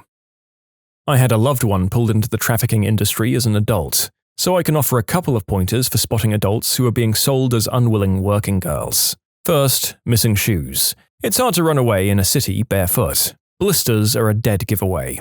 Not carrying a cell phone, identification, or the purse or wallet to put it in. Their handlers like to hold these hostage to prohibit contact with the outside world and to make it difficult to purchase long-distance transportation. The manicure industry is notorious for this, so please think twice about patronizing salons you aren't familiar with. When prices are low, they're usually not paying workers. Often, nail salon working immigrants must pay a training fee of $100 or more to start working, and won't get paid for the first month or more. Finally, when bosses decide they're trained, they get paid, usually less than $3 per hour, on 66 hours or more per week. In addition, bosses are often harsh, controlling, and racist, making it difficult for anyone in the worker's situation to get out. I'd like to think that this wouldn't happen in my part of the world, but then again, we just had a whole big comment about the practice in the UK of all places. So I suppose you never know, do ya? Keep an eye out, folks. I work for a crisis centre that provides services to help combat trafficking. Honestly, if you think something's off or smells fishy, it probably is. The perpetrators are so manipulative that the victim doesn't know what it is a majority of their time, or they've been groomed to deny it. A lot of what I see with adults is super unhealthy relationships, and they're told, if you do X, we'll give you Y. It's hardly ever them being taken somewhere, it's usually a partner or a family member. For instance, they want a better life, so if they do X, they'll get better stuff like clothes, education, and stuff. For kids, they're groomed to think that the person is better for them than their family, or they really did have a terrible situation with their family at home. It's frickin' sad. My wife is an attorney who works on the advocacy side of human exploitation, and in overhearing her meetings, the one line that struck me the most, and that I'd never thought of previously, is, "There's no such thing as a working girl below a certain age." The idea being, when you're that age, you're a victim, not a criminal. So to answer your question, the best way to spot it is to contextualize illegal activity and realize when someone's doing something because they're being forced to by someone, like a trafficker. The Covenant House in NOLA takes in kids who are subject to this, and at times subjected for years. The NFL player Ben Watson was involved in helping rescue kids. He did a very moving piece about the plight of some of those involuntary situations. You might want to look up the story. I was so dumbfounded at the extent and the effort people will exert to exploit these poor people. The story still haunts me, and I watched it years ago. I used to work with all sorts of people that were trafficked. First of all, assume anyone that looks underage is actually underage. If you see those images online, report them. The traffickers travel around a lot, keeping their victim on the move. Unlike what most people think, all of the clients I worked with, thousands of them, knew their trafficker. Either a friend of a friend, a relative, a step-family member, or a person they met online. So, check who your kids are talking to online on any platform. They also stake out places like group and foster homes. Honestly, some of you can help out by paying adults for your smut and adult content instead of using poorly curated sites. Secondly, I worked with adults that had been trafficked to work in massage parlors. They'd be brought in from various countries, including China and Vietnam, then have their passports taken. One of our clients lost their life to the traffickers. Finally, there are people in sweatshops, restaurants, and places like that. There have been numerous high-profile cases here in the Bay Area, including one by my house. I don't have tons of tips, just a bit of education. I volunteer with an organization called Unbound Houston. Many of these comments are spot on. It's not outright abductions we need to be wary of, it's situations where a person isn't allowed to speak for themselves. In hospitals, doctors' offices, or any point of service industry like hair appointments or the like. Situations involving runaways or even teens who seem happy but don't really have control of their lives or choices. The overly affectionate young child, the overly shy or quiet kid, the overly aggressive teen. All of these can be warning signs of exploitation. Basically, if it feels off, investigate. If you think you can't or don't have the ways to investigate, report it. The worst thing about human trafficking is the human indifference to it. Here's the International Rescue Committee trafficking information. Hotels and resort industries. Scottsdale, Arizona has many hotels and resorts. Resorts hire through third-party agencies. Employees, largely from the Philippines, end up being work trafficked. Hotels and resorts have plausible deniability. The Southeast Asia commercial fishing community. Men get hired onto boats unbeknownst that they won't be paid fair wages and have become unpaid, exploited labor. Large fishing companies, like the ones we see in the freezer at our grocery store, can plead plausible deniability as well. And why I boycott Wendy's. The IRC asked the fast food industry to not buy their tomatoes from suppliers with human trafficking violations. McDonald's agreed, along with a few others. Wendy's, however, chose to leave their current supplier and began doing business with a supplier that had even worse work conditions and violations. The average age for entry is 13. Watch what you and your kiddos do on the internet. Predators are charming. You need to teach family danger versus stranger danger. And teach kiddos the proper names for their private parts. Teach body autonomy. I can't emphasize enough that victims almost always know who did this to them. As a truck driver, truck stops are pretty popular locations. I haven't seen anything in person that I was aware of, but our company trained us to keep an eye out, and we run truckers against trafficking stickers on our trucks. Besides the actual workers you see there, forced or consensual, at a truck stop, these stops are hotspots for transferring humans, food, and drink for traffickers. There's so many people and vehicles going in and out that it's a rather easy place for them. The signs are the same as everything else mentioned today, but this is a spot to keep an eye out for if you stumble across a pilot or flying J for fuel and breakfast one day. People that go to the ER or urgent care, likely rare for these folks, with a person who won't leave their side and speaks on their behalf. Could be a parent or translator, could also not be. There was some news article about it a few years ago at some place in Michigan, I want to say. I don't work for any organization that fights this, but I have one tip for you all. If a kid you don't know calls you mum, dad, brother, sister, uncle, aunt, or anything, you play along. They are likely in a dangerous situation and need help. What movie was basically just product placement to brainwash you? They say recruiting for the US Navy and US Air Force went up a lot after Top Gun came out in '86. The Navy even put up recruiting booths at theaters that were showing it. The frickin' Emoji Movie. Like seriously, they show you multiple mobile games, how to play those games, and also show them to be fun. Yeah, right. Little to no plot, just ads. The Emoji Movie was only ever made to make emoji merchandise. With that in mind, the movie was beyond successful. The Wizard. The Internship. It's basically a big ad for Google. Evolution. The big gag is the movie is a product placement for Head & Shoulders shampoo. Harold and Kumar go to White Castle. Still kind of a fun movie though.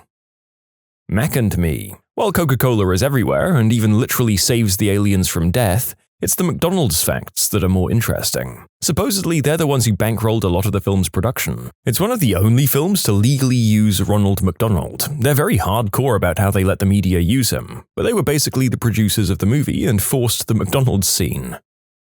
Not a movie, but the scene from Hawaii 5-0 where the guy eats Subway is probably the most on-the-nose product placement I've ever seen.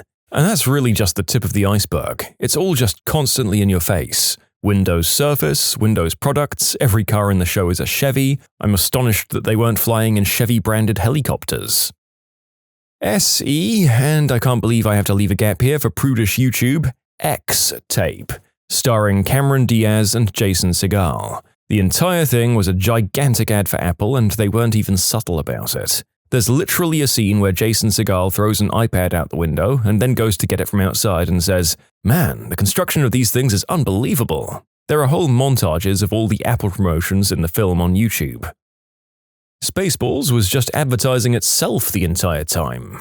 I'm still patiently waiting on the release of Spaceballs 2, The Search for More Money. In 2013, Rick Moranis stated that a few years after the film's release, he and Mel Brooks discussed a sequel titled Spaceballs 3, The Search for Spaceballs 2. The most recent I watched was the new Sonic movie. Like, they even quoted the Olive Garden motto verbatim. It was really jarring. I tell myself it was to pay for the extra VFX to fix Sonic. Good point. That can't have been cheap, although there are still numerous conspiracies about whether that notorious first trailer and the subsequent fix was actually just an act of marketing genius. I still don't know. Remember that 2004 Will Smith movie, I, Robot? There was a scene in the film where he conspicuously opens a vintage pair of Converse shoes.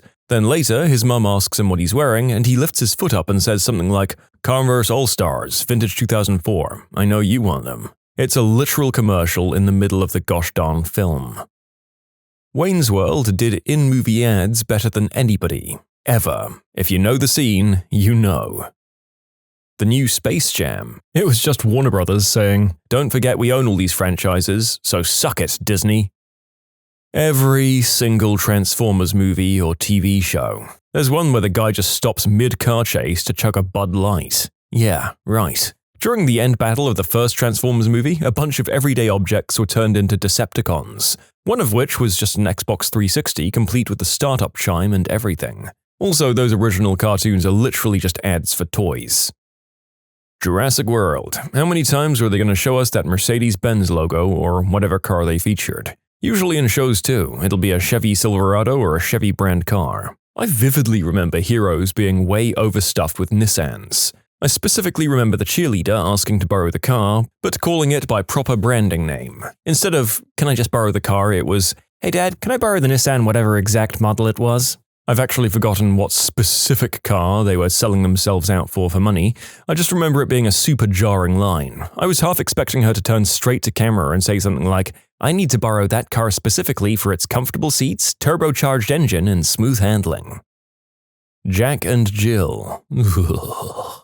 It's weird that the whole movie frames the sheer absurdity of Al Pacino shilling out for Dunkin' Donuts, but it still actually is a real ad for a real product that Dunkin's is really paying the movie to advertise. It's like they had a celebrity endorsement commercial idea that was so stupid, they felt the need to make an entire movie letting the audience know they knew it was stupid. With that in mind, Adam Sandler movies. He gets sponsored by something like Subway, and it is all you see. The Lego Movie. Fantastic ad, though. Not gonna lie, I bought some more afterwards. Look, all of the Transformers are bad, but Age of Extinction might top them all. There's a really blatant Beats ad, but the worst is one scene which is basically a 1-minute long scene filled with Bud Light. Wreck-It Ralph 2. The cameos in Ralph 1 were really tasteful. Cute little references. Ralph 2 was just, haunting. Any driving scene in Marvel. And actually most action driving scenes. First product placement I can recall identifying as such was the Mercedes being used to keep the protagonists from plunging off a cliff in Jurassic Park Lost World. All I remember about Demolition Man was Taco Bell won the fast food wars because of their healthy menu.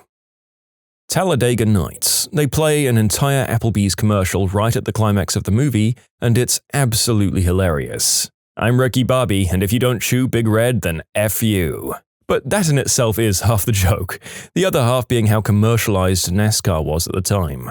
In 2005 and 6, when that movie was being made and released, you couldn't turn on the TV, radio, open a newspaper without some sort of company, driver, or team hawking a product or service. It's an older movie, but 1, 2, 3 is just a long ad for Coca-Cola.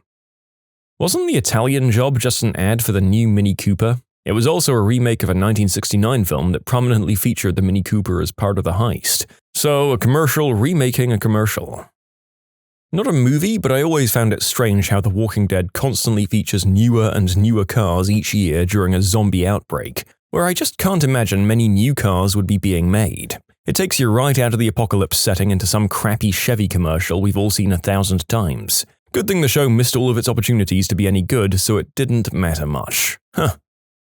The Devil Inside. It ends with the black screen saying to go to a website to find out more information, making the movie feel like an ad for the site. One of 2 movies I've been to that was actively booed in theatre. Idiocracy was an obvious advertisement for Braundo brand beverages. Not a movie, but Hawaii 5-0 is basically one endless Chevy commercial. Ralph Breaks the Internet. The whole movie is just an ad for big social media companies, with some nods to other companies. They even advertised themselves by putting the Disney princesses in. Copper Mountain. This piece of garbage right here. This is hands down the worst thing I've ever seen. I thought young Jim Carrey and Alan Thicke, labeled a comedy, it'll probably have some laughs. The answer is no, it really frickin' doesn't. It's a 1-hour Club Med ad with crappy country music band performances and a sprinkle of Carrey and Thicke hijinks that just don't hit the mark. My friends and I had movie nights back in the day where we'd rate each other's movie picks. This was the first to earn a 0 out of 10. Please don't watch this to verify my claims, it's not worth it. There are an awful lot of movies that are advertisements of one kind or another for the US Armed Forces. Transformers is a repeat offender for this sort of ad, as well as all the other crap it does. Idiocracy was not only an obvious ad for Braundo brand beverages, it was also for Carl Jr.'s and Fuddruckers as well. President Dwayne Elizondo Mountain Dew Camacho. Click was basically an ad for Bed Bath & Beyond. Castaway was basically an ad for FedEx or Wilson's Sport Equipment. Little Nicky. Popeye's chicken is frickin' awesome. Alright, I'm including the movies whose placement has a certain eye-rolling quality because otherwise this video would be 50% of the same movies on repeat. We've already got a couple coming up over and over. You folks don't want to know how many answers I'm having to just scroll through to get any original answers at all at this point. As an example of one I've scrolled through a bunch of times already, The Emoji Movie. I wanted to burn my TV. The Thunderbirds Movie. Lady Penelope's iconic Fab 1 car was changed from a Rolls-Royce, as it is in the original shows, to a Ford car, proudly displaying the Ford logo front and center. Every single car in the movie was a Ford car, including several of a model that at the time hadn't come out yet, and there are scenes of news reports that say "sponsored by Ford" in the corner. Gee, I wonder which motoring company helped finance the movie. Don't get me wrong, I still kinda like the movie despite how bad it is, but oof. I heard the new Space Jam movie is basically just one big ad. Also, there's pretty much a fully fledged Chevy Camaro commercial in one of the Transformers movies. Josie and the Pussycats came out in April 2001 and flopped as hard as anything had in a long time. It didn't even make back half of its budget. Zoolander came out in September 2001 and was a very solid hit. Made double its budget, created more than a couple of memes that still persist today, and even got a sequel. The weird thing is, they're basically the same movie. One is based on the music industry, and the other is the fashion industry, but other than that, they have the same basic underlying plot concept and a really dumb but enjoyable sense of humor. If you like Zoolander and haven't seen Josie, give it a shot. You might be pleasantly surprised. The early 2000s was a time where corporate cynicism caught up to Gen X irony, and honestly, Josie and the Pussycats handles that smarter than it had any right to. Don't get me wrong, I'm not saying that it's secretly a brilliant film everyone should analyze, but much like James Gunn's Scooby-Doo movie, the product is steeped in enough sarcasm to drown a Brit. World War Z was a giant Pepsi ad. Brad Pitt drinking the Pepsi against red and blue lighting at the dramatic climax of the movie gets me every time. Harley Davidson and the Marlboro Man. Well, it speaks for itself. I'm going to show my age here, but The Wizard, which I believe was produced by Nintendo. Harold and Kumar Go to White Castle was an ad for White Castle. Likewise, Harold and Kumar Escape from Guantanamo Bay was an ad for Guantanamo Bay.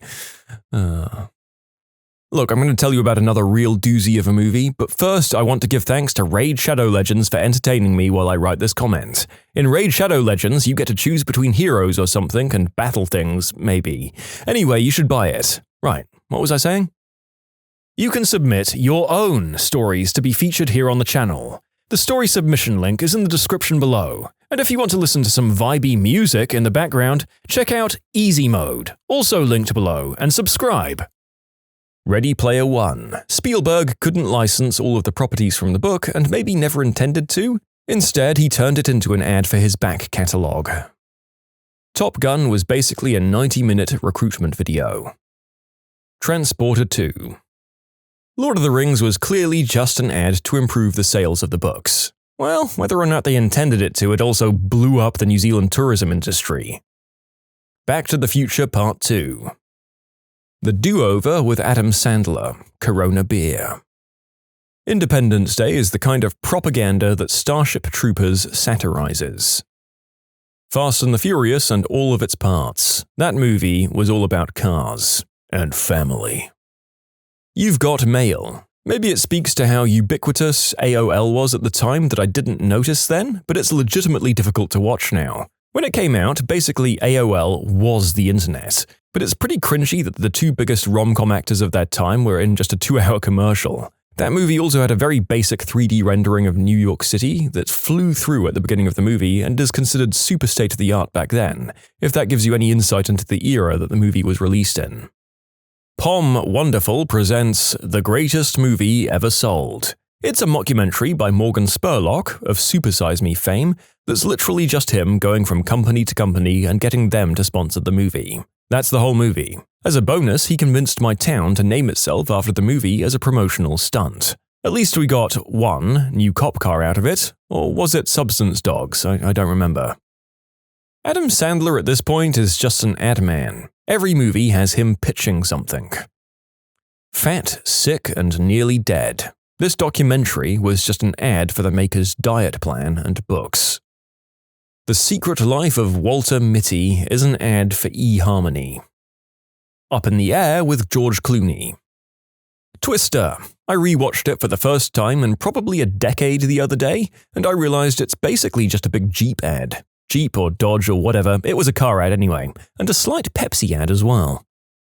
The Game of Thrones Season 8 episode with the Starbucks coffee in it, like such an aggressive marketing move. Starbucks must have been frickin' thrilled about that. Or they just paid off the actor, can't remember who, to accidentally leave it in there, because that would have been really clever with all the commotion it created. Are you saying that Emilia Clarke did it on purpose and went laughing all the way to the bank? Because that theory is more entertaining than anything that happened that season. What? Come after me. Lots of product placement in Fight Club. Doesn't take away the fact that it's a brilliant film, mind you. The Mighty Ducks.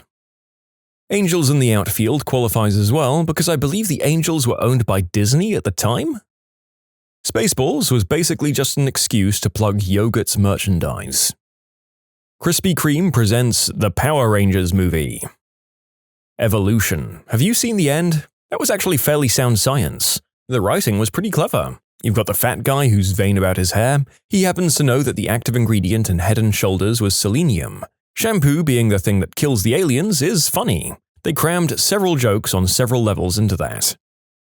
Maybe not a real ad, but wasn't The Truman Show a satire on those kinds of movies in a way? There were constantly ads or product placement throughout from the real world in his fake one. One scene that comes to mind is when he's questioning his wife, and to avoid going further into the topic, she does an ad for a cocoa drink. And celebrities. And Truman Show Cocoa, a cinematic masterpiece, all captured that moment and its satirical edge. Not exactly what you asked here, but Crossroads. Basically a movie to promote Britney Spears' music career. Jack to the Future. Sorry. Ralph Breaks the Internet. Wreck-It Ralph 2. Luca. That Disney movie is just a colorful Vespa ad. Food Fight. Avatar was just an ad for 3D TVs. The new Space Jam. Terrible, terrible movie all about LeBron. What a waste of time. Limitless is basically a 2-hour ad for Adderall. The Wizard was basically a long, long Nintendo commercial. Fast and Furious, although maybe if it wasn't, then it would be pointless. It's kind of hard to make a case for a movie that consists of destroying a ton of cars without actually being sponsored by one. However, the corona was pushed hard. American Sniper was just US war propaganda. It was right-wing, conservative, Christian, circle-cranking pornography. They tried to make it seem like he was conflicted about killing people, but if you ever heard the guy talk in real life, he frickin' loved it. Not a movie, but Sons of Anarchy went hard on Harleys. Pretty obvious, I guess, since it's an American motorcycle club and it's pretty genuine to clubs like that, so it sort of gets a pass. But then they doubled down and went even harder for Miller Lite. I'm pretty sure in one episode they even said, "It's Miller time." Lego The Adventures of Cliché Powers. And Lego Elves Secrets of Elvendale is, in my opinion, even worse. Like the other shows are Lego characters doing Lego things. I won't defend them, but they're all using the same basic setup as most children's shows since the 80s. I tried Elvendale because I enjoy action-adventure shows aimed towards girls, but I couldn't get over the jarring, realistic people with vaguely Lego-themed powers living in a vaguely Lego-themed world. I quit watching after about 5 minutes. I had an entire module in my European university devoted to militainment. Essentially, the armed forces sponsor, provide resources, or pay for movies or video games that show the military in a good light. Think Call of Duty, Black Hawk Down. Many of those extras were actual soldiers. Most of that equipment was provided for free, and the goal is to glamorize the military. In hindsight, Idiocracy was just an ad for the post-2020s. My Big Fat Greek Wedding was just an ad for Windex. Still an amazing movie, though. Not basically just an ad, but I'd have to say James Bond. Some watches and cars owe a lot to this franchise. Smirnoff would probably like in on that. Ford vs. Ferrari was a movie-length Ford commercial. God's Not Dead.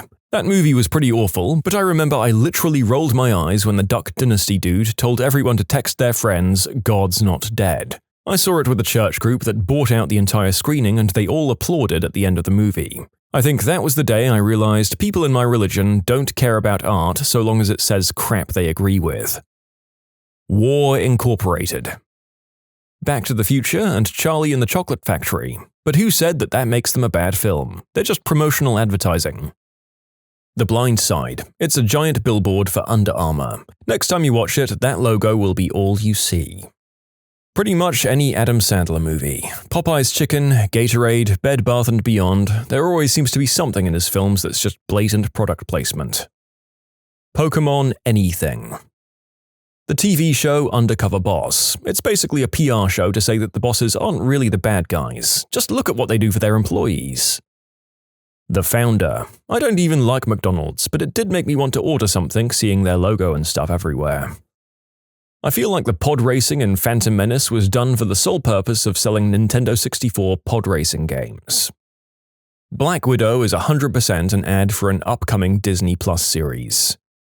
Well, this 4-year-old comment aged well.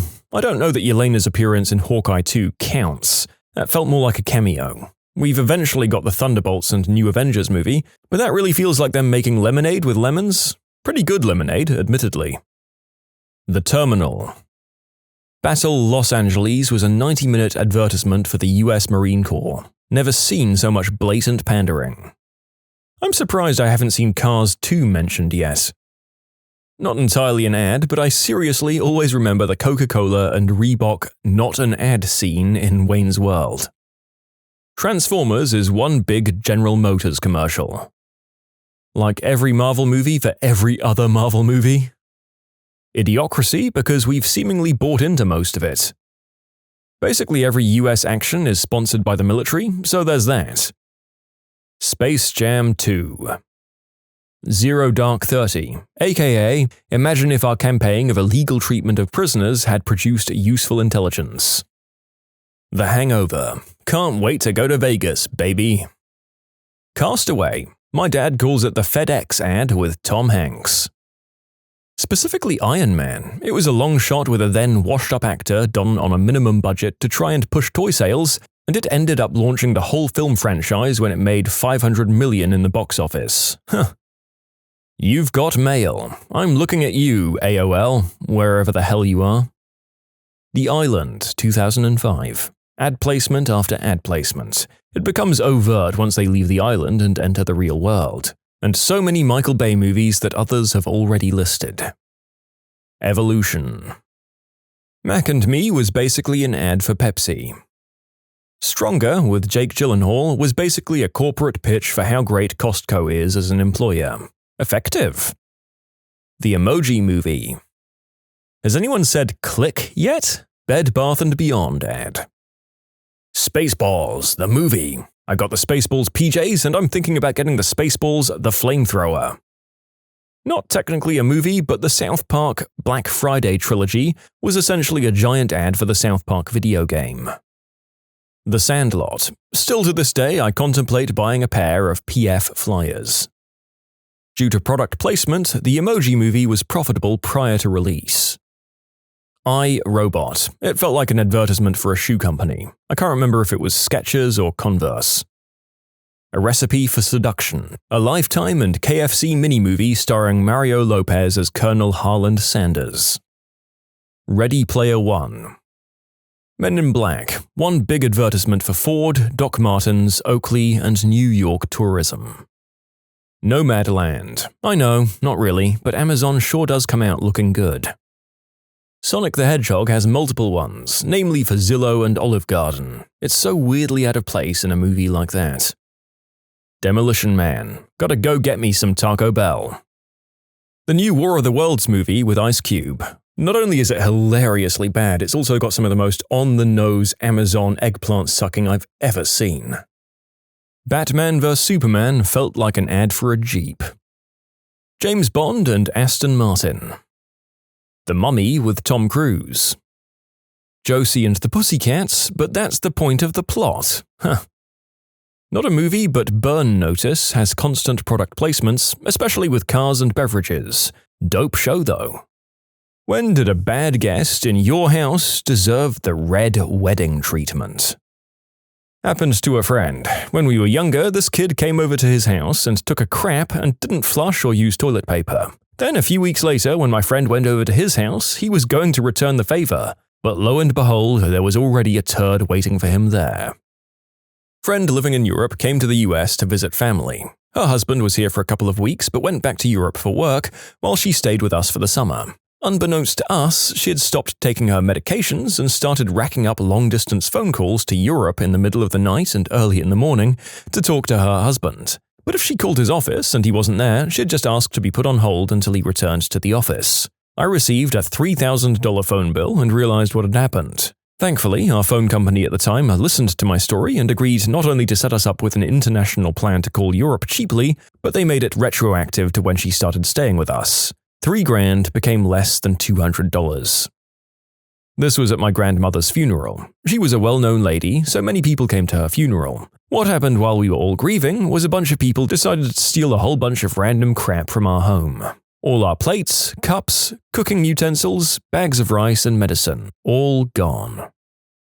After my mum passed away, her elderly friend came to visit. She asked for wine, she pounded back 4 glasses, then she whipped out a handful of sleeping pills and downed those too. I freaked out. She said she did it all the time. She then proceeded to fall off the chair. She tried going upstairs and started to fall. I caught her and half carried her to bed. I heard her fall hard on the floor. She was laughing and delirious, and was 74 years old by the way. I wanted to call an ambulance, but she flat out refused. I put her back into bed, rinse and repeat 3 times. The next morning I asked if she had other friends she could stay with, and I drove her to them. When I was in high school, I was having a party at my parents' house when they were out of town. My buddy Derek wasn't feeling well and really needed to take a dump. Apparently, all of the bathrooms were occupied at the time of the emergency, so he ran into the garage, pulled his pants down and diarrheaed all over the garage floor. I was at a party and I heard the host yell, "Oh my god, who threw up on my dog?" The dog was a shepherd mix, a bit stout, so he was walking around with a puddle of chuck-up on his back like it was a saddle.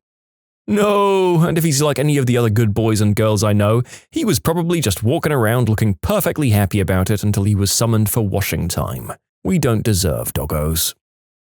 We have a backup key hidden somewhere outside the house. Once my sister locked herself out while with some friends, So she got the backup key and now her friends knew where that key was hidden. Flash forward some time and we're coming home after going on vacation and we find our house has been broken into. Nothing was stolen, but all of the furniture was flipped upside down. Turns out my sister's friends did it as a prank. In retrospect, it is fairly funny, but my parents flipped out over it. I had a friend that spent the night over at my house when I was 9. She accidentally went number 2 overnight, but instead of going to the bathroom, she just took her undies off and threw them under my bed. After she left, my mum told me my room smelled terrible and she couldn't figure out where it was coming from. Eventually, we found her dirty, poopy undies under my bed. After that, she was no longer allowed to stay over. Eventually, she invited me to her place for a sleepover. Since she only had one bed, we had to share it. I woke up in the middle of the night, soaking wet and freezing cold because she had wet the bed and me with it. I had to lay in that bed all night, just hoping that morning would come soon so I could get up and take a bath. My parents bought a full-size terracotta soldier that they had shipped home when they were visiting China. About a year later, when my parents weren't home, my grandpa painted it solid grey because he thought it looked worn and dated. And that's when Grandpa earned himself a place in the bad retirement home. When I was young, I was in Cub Scouts, and we decided to build all of our Pinewood Derby cars at my house one year. So my whole little crew comes over, including this kinda weird guy named Ricky. After about an hour of building, Ricky goes into the bathroom for like an hour, and then leaves the bathroom, says goodbye without slowing down, and walks out the front door and gets picked up by his dad outside. My dad was kinda like, what the frick? So he goes and looks at the bathroom and gosh darn, there are tiny little brown fingerprints on literally every surface of our bathroom. Like seat, handle, toilet paper, walls, sink handles, soap bar, gosh darn everything. And yes, we had to clean all of that crap up. But Ricky ended up with the nickname Dicky Turdfingers, so joke's on him, I guess. I let a guy I knew from college stay in my house for a few months because he kept whining about how his parents don't let him do anything, and I figured one more person paying rent wouldn't hurt. When he moved out with about a week's notice, I was forced to clean 8 months of splooge stains from the wall where his desk used to be.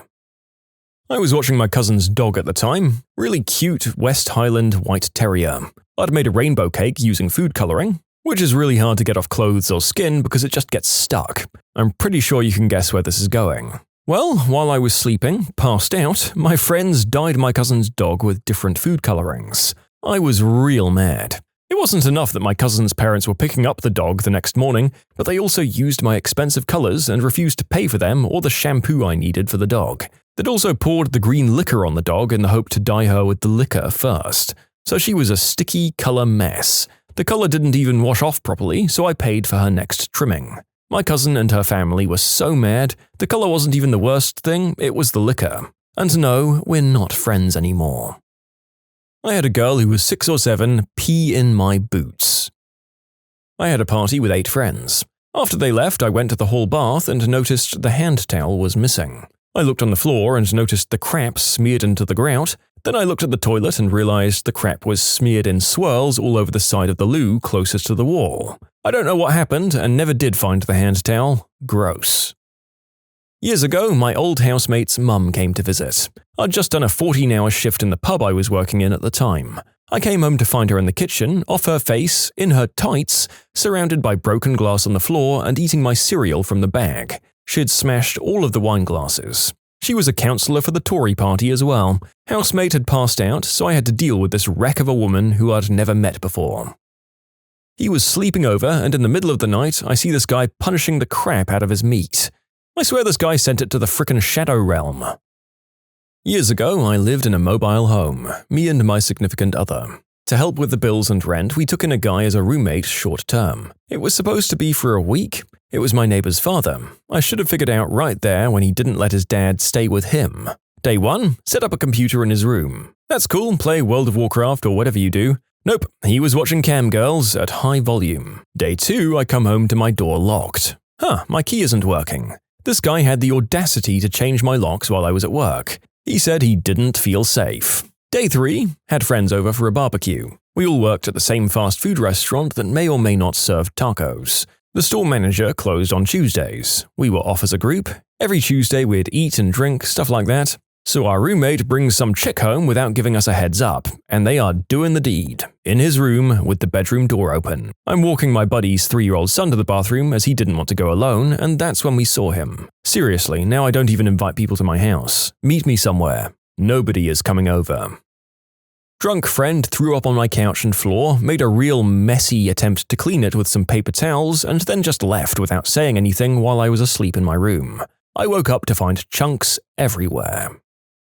My girlfriend's old friend was in town, so he stayed with us. I already didn't trust him because he was a terrible alcoholic and was known to steal things. He stayed in her room and she slept in mine. I woke up at 8:30 and he was just gone. He had peed the bed, stole a vinyl of Elvis Presley's Moody Blue album from her wall, that was a limited edition black pressing, and we never heard from him again. He died a couple of months ago from a smack overdose. There was this kid who lived around the block who'd come over sometimes. Well, one day he found some lemonade mix and decided the best thing to do with it was dump it all on the ground and use the sink nozzle to get the floor wet and turn the kitchen into a skating rink. Why the lemonade mix was necessary, I have no idea, but that was a really fun day until my parents came home. I did a very similar thing at a friend's house when we were kids. The difference being that it was the baby oil on the bathroom floor to make the skating rink. I convinced my friend that it was a good idea on 2 separate occasions. I mean, for that second time, your friend really only had himself to blame for getting in trouble with his parents and any injuries he incurred. I mean, you've got to learn from your mistakes there. Almost every time my mum came to my house, she did something messed up. She'd break things or decide something needed fixing up and call up whatever repair or service person was needed and then just present me with the bill when I came home from work.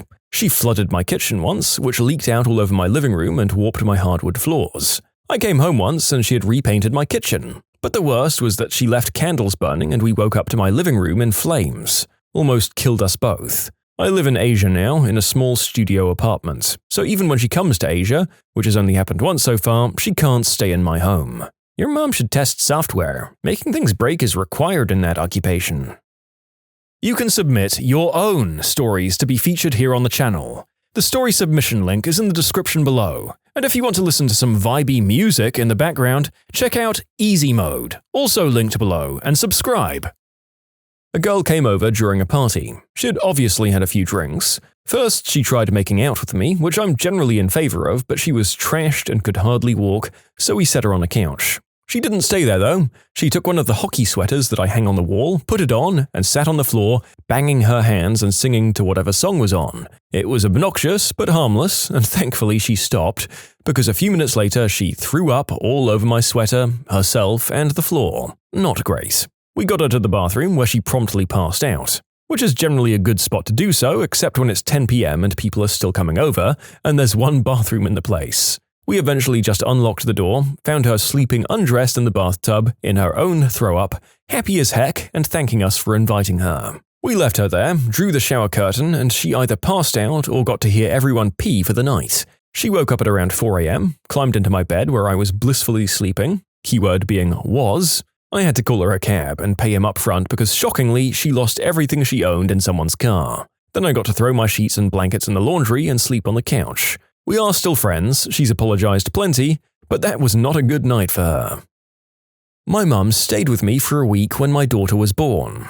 Here is a list. She broke my toilet seat exercising, stole a bunch of my liquor despite being told as an alcoholic she was not to drink in my house, went through my medicine cabinet and stole my meds, went through my financial documents, repeatedly went first for food and took all of the good yet limited items, opened several items that I was going to return, and this was on top of all the general negativity and pessimism. At the end, it was just awful having her here for everyone involved, and she really isn't welcome to stay again. I had a house party in college that was broken up by the cops. When the red and blue lights started flashing into the windows of my bedroom, where myself and probably 5 or 6 other people were partaking in illicit substances, this chick who I don't know just dashed out of my room in a panic. She returns in an instant with a jar of peanut butter and begins mushing her gosh darn fingers into it and shoveling huge globs down her gullet. At this point, kinda high on the stuff we'd been taking, I vividly remember yelling in a manner that reminds me of Jesse from Breaking Bad, "What the frick, yo?" She can barely open her mouth or use her tongue because her crap is so covered in my frickin' food, as she explains to the whole crowd that eating peanut butter will beat a breathalyzer test, before tearing out back into the night.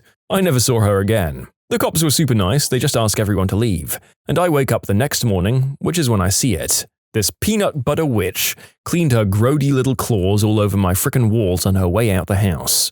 There are streaks of peanut butter down the hall, down the stairwell, and all over my gosh darn couch by the front door, where my pillaged jar of peanut butter lay like a cowering victim by the welcome mat. I'm still betrayed. I had a house guest who was fairly tall turn the shower head around to bounce the water off the drywall and ceiling to get the water to fall on his head. He has not been invited back. Okay, so this one time I had a best buddy from elementary and middle school come down to visit me from out of state. Awesome dude. Love having him around whenever I can. We went to visit my brother at his college dorm for some parties. My friend and I are both 21 and 22 at this point. My brother and his friends are 18 to 19. We hit the bars downtown, get rip-roared, and proceed to walk back to the dorms to crash on various couches. I stayed up until about 5 a.m. hanging out with one of the roommates because we'd had vodka Red Bull and sleep wasn't going to be possible for a bit. At right around 4:45 we hear running water from the kitchen and both wondered what was up. As we walk into the kitchen, we see out-of-state friend sleepily standing in front of the open refrigerator, taking a pee all over everything in there. I mean all over everything, full spray. My brother's roommate and I are both simultaneously asking, "But why?" Out-of-state friend says, "You wanna suck it?" and then goes unconscious. By far the worst thing anyone has done to anybody's place that I've seen personally. In his defense, out-of-state friend replaced everything in the fridge and cleaned it out to the extreme before everyone else woke up the next day. Probably ended up cleaner than it had been in years. All of my brother's friends say it's one of their favorite stories from college. I was the guest at my sister's house. We were getting really drunk with her husband, and her husband's friend. I needed to pee, and her husband told me to go pee in the bush behind his garage. So I stumbled over there and whipped out my junk and began to take the longest whiz of my life. About 4 seconds in, I heard a sound coming towards me. It was my sister's big, dumb, beautiful golden retriever. Jasper, the dog, is a real attention hussy. Apparently he wanted to get my attention while I was peeing, so he ran under the stream and tried to roll around in it. I pinched off the stream at great personal peril and spun around 180 degrees and let the stream go. Jasper thought this was a new game. He ran around me and started playing in the stream again. In my drunken state, I started to aim off to the sides, but Jasper was not as drunk as I was. He reacted to my evasive maneuvers much quicker than I expected. He bit at the stream and frolicked in it until my bladder was fully empty. Then, with a big dumb grin on his face, Jasper ran back to my sister. I had to follow him and tell everyone not to touch the dog because he'd just been playing water sports. My brother-in-law's friend laughed so hard he nearly fell in the fire pit. The dog got bathed and couldn't have been happier. My sister was mortified. Her husband thought it was hilarious. Was he a golden shower retriever?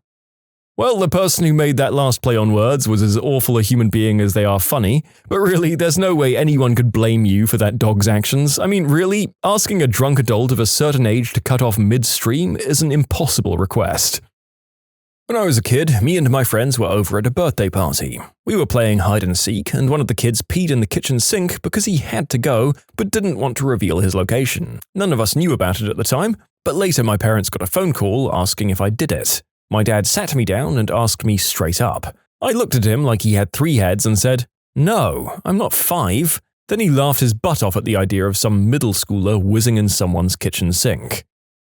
Surfed naughty movies on my PC and got it infected with malware. I have to assume he also cranked it at my desk. I stopped hanging out with him when he decided to casually shoplift some stupid thing when we were at the mall. No way am I going to get caught up in any legal crap because of his dumb butt. A former friend stayed the weekend with her kids. She left a potty chair filled with pee in the room where they were staying, flashed her chest at my husband, didn't feed her children breakfast, and the worst, she grabbed my cat's tail and pulled her across the floor. She got up at 3 a.m. on a frickin' Wednesday and proceeded to make a special stew. Special stew was literally every single meat from our freezer, water, and ketchup. Oh, and not to mention she sobbed loudly while doing this. Also broke 3 knives trying to chop a frozen ham. Screw you, Leanne. I'd also like to give an honorable mention to the guest that tried to kill my cat. Screw you guys too, Josh and Weslin. What kind of people do you hang out with? My little brother is autistic. Naturally, when there was another kid with autism who came into the neighborhood for a block party, we invited him over. They had fun, seemed like a cool kid. He asked to use our bathroom. We said, sure, of course. He was in there for about half an hour, and then he suddenly scurried out of the house and ran off somewhere. When my mum went in next, she found the walls covered in finger-painted brown. All of our white towels were covered in brownish-green streaks, and there were brown stains all over the sink tops and the rugs on the floor. But the rug was upside down. Flip over the rug, and it was even more covered in that stuff. It was incredible. We bleach-bombed the place with my mum, and I never saw that kid again. They took a picture of my BV medicine and posted it on Twitter. BV is like a yeast infection, but with bacteria, and it's not a transmitted disease. They let their kid go number 2 on my deck and then didn't use bleach to clean it, and then argued with me when I used bleach to clean it, and then got offended that I argued with them about the cleanliness of their kid's number 2. Their anti-vaccination stance should have tipped me off. My brother-in-law came to stay at my flat and brought his friend who didn't like dogs and was allergic to them. No problem, although I told him this was the dog's home and he'd have to live with it, but I'd try and keep the dog away from him as much as I could. I was in the kitchen and I heard him saying, "Fudge off, no, go away." So I guessed the dog was doing that thing that dogs do when faced with someone who doesn't like dogs, not leave them alone. I started to go into the front room to grab the dog and I heard a heavy thunk sound and my dog yelped and scooted past me. The mother fricker had kicked my dog. I grabbed him by the front of his shirt, dragged him to the front door, threw him out and told him he wasn't welcome in my home. The butthole kept the faucet running overnight in a plugged-up drain. The drain was plugged because it had been cleaned by the owner earlier in the day. We woke up to see water pouring through the light fixtures in the basement. The owners were my parents, and the guest was me. That moron stole my oven door. Cousin of an ex got drunk and took a bunch of pills, then diarrheaed herself all over my couch after we'd all gone to sleep. Tried to clean herself by going to the bathroom. Then when that bathroom was too contaminated with fecal matter all over the toilet and all in the sink almost to the point of being clogged, she went to my other bathroom to clean herself off. It was everywhere. Walls, shower curtains, sinks and door handles. She woke me up and said there was an emergency. I got up and drove her to her car before I discovered anything from the literal crap storm. You might say that was the crappiest day of my life. What is the creepiest fact you know about the human body? If you wear a glass which vertically inverts your vision long enough, your brain will correct it and you'll see things normally. But when you take those glasses off, everything will look upside down again until the brain recalibrates again. Takes a couple of hours for some people. Takes days for other people. The inside of your cheek and your rectum are lined by the same type of tissue. Go ahead, feel. Cheek first, preferably. Bodies will move as they're coming out of rigor. I've been bumped by a few. I'm a coroner. Bodies can also make sounds as the remaining air and gas leaves. 2 a.m. in the morgue and I thought I was in Call of Duty Zombies. Good to know, I worked in the ICU and sometimes patients die and we keep them in a room until they're transported to pathology. If they moved, I would scream. Our brain filters out a lot of what we see along with just straight making crap up based on extrapolation. Proprioception has always amazed me. That whole extrapolation allows your brain to estimate distances automatically and know the positioning of your arms and legs at all time. You can close your eyes and touch your nose with your finger without much thought involved. If a stroke knocks out that part of your brain, you have dysmetria, where you have a lot of difficulty subconsciously measuring distances. We don't just have one sphincter. When doo-doo comes along, it passes another inner sphincter which isn't under voluntary control. Meaning you can constrict and open with your outer sphincter, but not the inner one. And reading this, you've tried that, and that's okay. Sensory cells can detect whether you're about to pass gas or solid. From toddler age onwards, you can decide to go or not to go. If the time isn't right, like at a friend's house or no toilet nearby, the inner sphincter can push the brown tide back and store it there for later. That's why sometimes, if you need to do a number 2 but don't go, the urge goes away after about 20 minutes later. But seriously, go if you can. Constipation risk. Gas can't be pushed back so easily, so we sometimes toot by accident when moving or engaging the core. Now, what about liquid, I hear you ask? It doesn't seem to know liquid, so we play Russian roulette when it's more watered down. Congratulations, everyone's sitting here now testing their buttholes. You have no idea how exposed I felt whilst reading this last comment whilst unconsciously doing this very thing. You hear that, listeners? You know what I was doing with that part of my body. Do you feel disgust? Curiosity? I don't know, but it brings me sick satisfaction that it probably affected you in some way. The front of your tongue is curious, constantly patrolling, and autonomous. It chases the dentist around your mouth and you aren't even aware of it. So embarrassing and weird and creepy. In dental school, I learned of this fact when practicing taking impressions on each other. My buddy's tongue kept licking my finger. I asked him to quit licking me and he was like, "I can't help it." Then we switched places and my tongue wouldn't leave him alone either. And for those of you that don't think your tongue does this, some of you are right. But the majority of you think your tongue is behaving, but it's all over the place without you even knowing. Oh, I'm very aware of it chasing the dentist, and I'm fairly sure trying to keep it under control contributes to my anxiety. My favorite tongue fact is that if you look at something, your tongue and brain automatically know what the texture would be like if you licked it. I heard a story of a guy who got an axe or something to his head during a murder attempt in his home. It destroyed most of his brain, except the part that processes routines. He got up from the bed beside his slain wife, got dressed, started brushing his teeth, or what was left of them, casually checked the mirror and wiped his skin of some blood with tissue. Walked around the house and collected newspaper from the doorstep, and eventually he just collapsed. He was like a zombie, unaware of anything but for his routine. Really freaky. The intestines are covered by a double fleece of peritoneum, so it's like a blanket. When your intestines get damaged for whatever reason, this blanket starts moving out of itself and crawling upwards and towards the place which has the injury. It will stay there until the injury is recovered, and then move on again. Maybe not the most creepy fact, but definitely interesting in my opinion. That's oddly comforting, really, but yeah, interesting. It's like my intestines go, "Ouch, I've been punctured," and my peritoneum goes, "Shh, shh, shh, it's okay. Come here. Here's a little blanket I made just for you to cover up that little hole. There you go. Nice and cozy. Snug as a bug. Okay, good. Good." The fact that the placebo effect even exists suggests that the brain does have some capacity to force the body to resolve diseases, and this has never been fully explained. Scientists are still exploring how this ability works and if it can be developed further. When you get laser tattoo removal, the ink doesn't disappear, you pee it out. Your body's immune system breaks down the pigments of the ink and it flows into your bloodstream. It gets processed through your kidneys, and then you pee out the ink.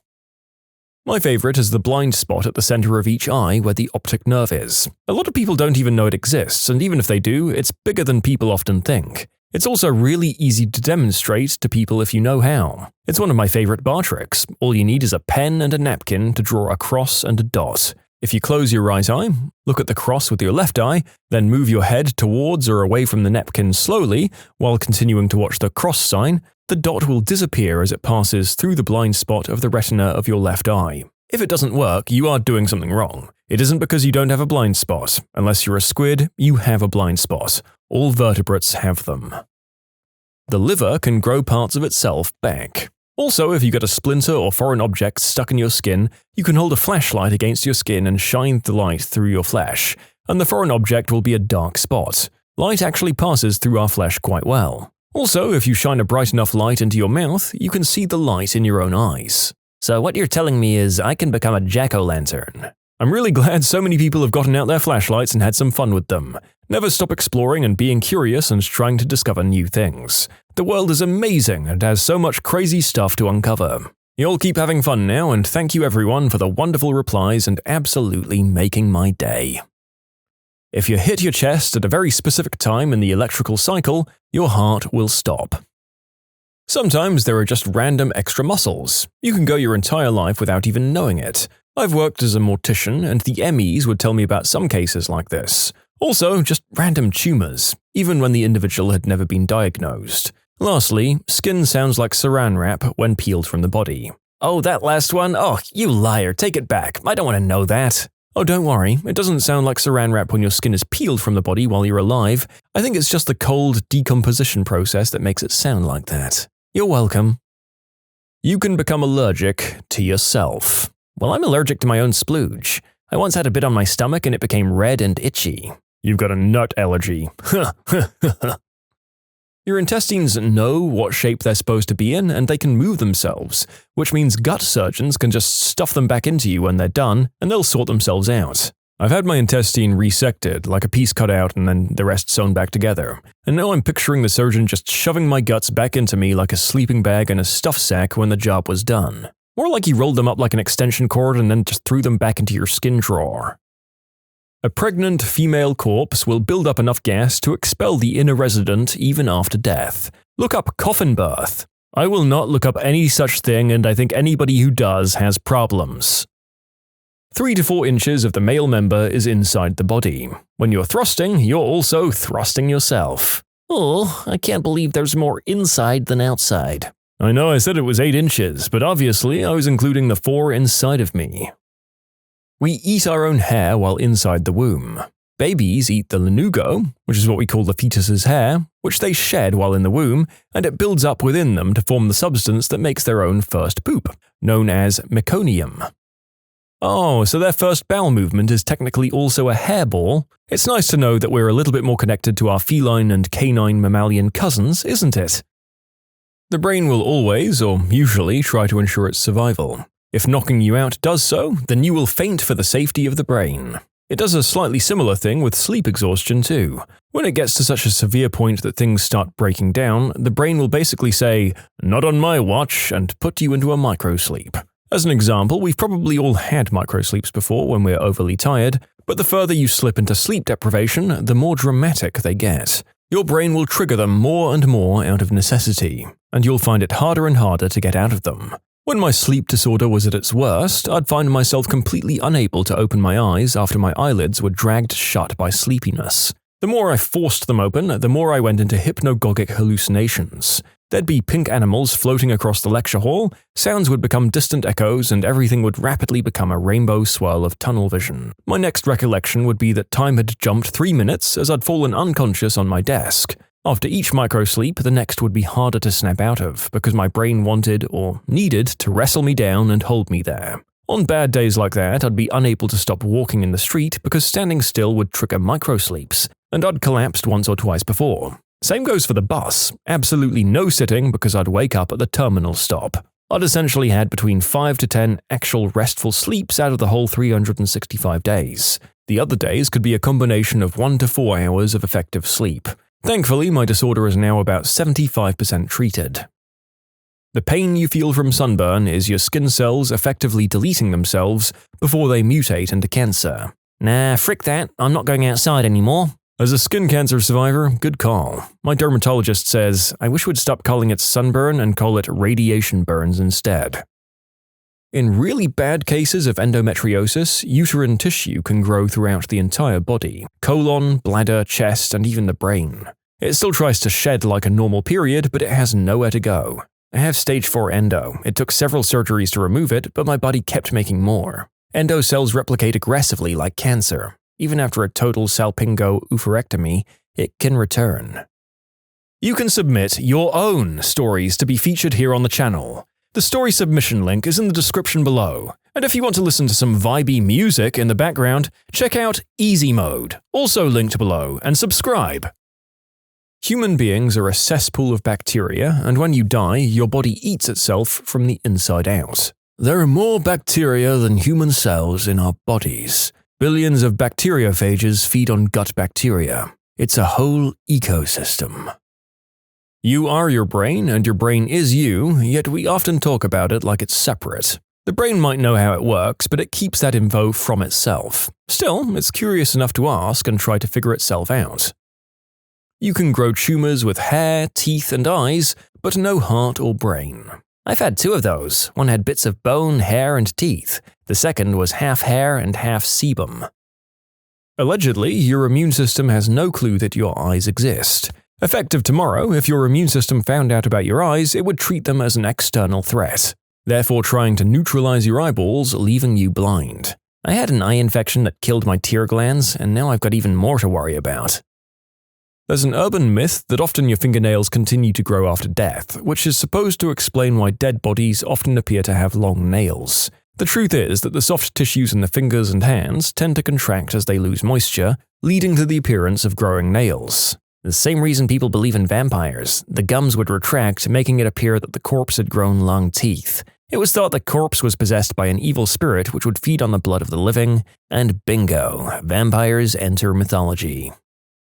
Human skin is overlaid with a pattern called Blaschko's lines, stripes covering the body from head to toe. The stripes run up and down your arms and legs and hug up your torso. They wrap around the back of your head like a hood and across your face. You just can't see them. I had to look these up and it's super cool. Are you going to leave out the coolest part though? You can actually see these lines, but only under a UV light. It is believed that mitochondria were once separate living beings that were engulfed by another cell but didn't die. Instead, they provided benefit to the engulfing cell. They're a separate being. Today, the human DNA has over 3 billion base pairs, while mitochondria only have about 16,000. You're a composite creature made up of at least 2 species. Food that was consumed can sometimes take up to 5 days to fully pass through your intestines into your colon. So when people say you're full of crap, they're not lying. Yep, we can store up to 5 kilos of number 2 at any given time. I definitely know some buttholes that store way more than that. The pancreas is able to secrete enzymes that digest food in a very effective manner. That also means that if said pancreatic enzymes happen to spill out into a place in your body where they're not supposed to be, like from some forms of direct trauma to the bile ducts, they'll digest your insides. There's countless ways your body can just go wrong. Just out of frickin' nowhere, completely unexpectedly, something can become messed up in a way which is anything from life-alteringly debilitating to lethal. I once barely reached out to grab a spoon and couldn't move my back for 3 days. Yes. Hitting 30, I think, be the medical term. Every injury be a forever injury. The placebo effect is one of the biggest superpowers of the human body, showing how strong and weak it is at the same time and how easy it is to trick the mind. Modern-day science still can't fully understand it. The way your eyes are shaped causes your vision to be upside down, but your brain flips the image automatically. A dead body will often move as it's being cremated. Muscles contract as they cook, after all. Sometimes this means a body will sit up in the crematory machine. Don't forget to mention that the teeth don't melt, but they actually shatter and pop. What's left after cremation is bone matter and teeth fragments, all the calcium. We put the bone fragments into a big industrial blender and break it down to a fine powder, and that is what you call the ashes. Interesting. I'm actually a crematorium tech, never once seen this happen. However, there's a fairly common amount of bowing of the bones that can occur as the fat and tissue burn off. A notable fun part is that morbidly obese bodies can explode if the direct flame hits gas pockets too quickly. Hence why we put them in head first instead of feet first like with sub-300-pound bodies. Also, we have to cut the pacemakers out by hand, otherwise they explode and can damage the machines. But no, I've never seen a body sit up. Okay, update. Confirmed with my boss who's been doing this for a decade, and he says no, they don't actually sit up, and the cremation machine is technically called a cremation retort. As an aside, when we pick them up, I also drive the livery service, they do make noises as the body breaks down, so it's not that uncommon for me to be driving a body at night and hear gurgling and groans from the body, and that crap is unsettling. Well, the narrator is deeply uncomfortable with everything we've learned in this little detour, no matter how contrary some of the viewpoints are. Maybe the different sorts of retorts used result in different phenomena, like the body sitting up. Any cremators want to jump into the comments? Phantom pain. When someone has their limb cut off, sometimes they can feel pain in the non-existing limb. That's because sensory nerves that relay information to the brain, although cut short, are still active. So sensation from that limb is still felt as if those nerves got provoked. Your brain makes crap up constantly. Like with vision, you have blind spots throughout your vision that your brain just fills with things, through repetition and familiar spaces and things like that. It's just predicting things that it thinks are normal. Your brain, on a very frequent basis, is just winging it when it comes to what you're actually seeing. Incident number 1. I had a bad enough broken bone when I was 9 that it almost killed me. Apparently the marrow that makes blood can't exist in your bloodstream. Fun fact! Incident number 2, my orthopedic surgeon and my neurologist still don't have a good explanation as to how I have a full range of motion in my legs, like the ability to walk or even run. I've never seen a super smart guy like my neurologist just go, "I don't really know," after I'd broken my back and had nerve damage and partial paralysis in both legs. My neurologist says that sometimes cerebrospinal fluid can act as a bridge for major nerve damage, so maybe that. Otherwise, he wrote some published stuff about it that was more question than answer. All I know is that when I get x-rays done or switch doctors, the response is, "How did you walk in here?" It visibly unsettles them, like they think I'm playing a prank and my wheelchair will be hidden somewhere. I don't really care, if I'm being honest. It hurts a lot sometimes, and people can get really weird sometimes when I remind them that I can't do some things, but I can walk, so it doesn't matter much to me. Long story short, sometimes your body can do some weird and creepy stuff that even the professionals go, about? Every so often, I remember that cysts can sometimes contain hair or teeth, and I become incredibly uncomfortable. Teratomas are the stuff of nightmares. Your tongue has incredible tactile capabilities, so much so that if you look at any object, you can vividly imagine what it would be like to lick it. Go ahead, look at the wall, your shirt, or your shoe. The tongue knows. All that time as a baby built this library of knowledge. Why do I read these facts on the toilet? This is crazy. I just looked around the room at stuff and it is true. Brain aneurysm. About 1 to 2% of the world's population will go through an aneurysm during their lifetime, and a small portion of these people will die from a rupture. The worst part? It's got no boundaries. Literally anyone can get one at any time and just die. I'd prefer a quick death by aneurysm to a death by cancer or some neurodegenerative disease that causes many months or years of agony. Well, that's how my mum died. She was only 38. I came home from school and she was crying on the couch from having such a bad headache. She went to the hospital crying hysterically from the pain, and the last time I saw her was when she was closing the door behind her. She died at the hospital.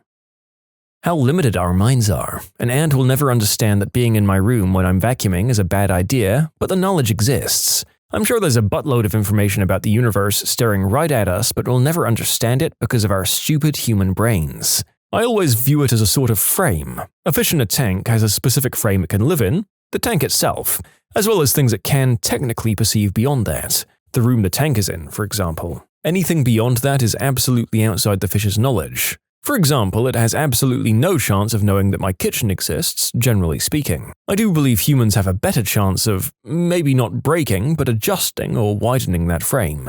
But it'd be ridiculous to think we'd be able to know and perceive everything there is. This also applies to our own bodies as a specific frame we can do specific things with. While I can have a general idea of what it's like to be you, I'll never fully know. That and the fact that everyone does the things they do for a reason really helps me in accepting different viewpoints, behaviors, and other things. The first time a scientist discovered the existence and function of the brain, what really happened was a brain discovering the existence of itself.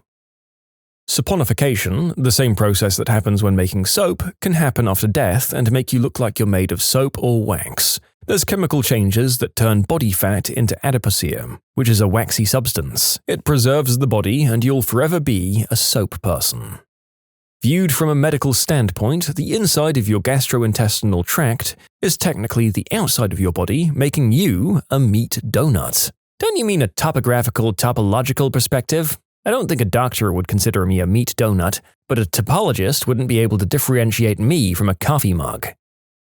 When you die, your hearing is the last to go. So imagine you die in a fire or in a war or something, and the last thing you hear is screaming and chaos. Nope, don't like this one. Knowing this fact gave me great comfort when my husband died, to know that he wasn't alone at the end.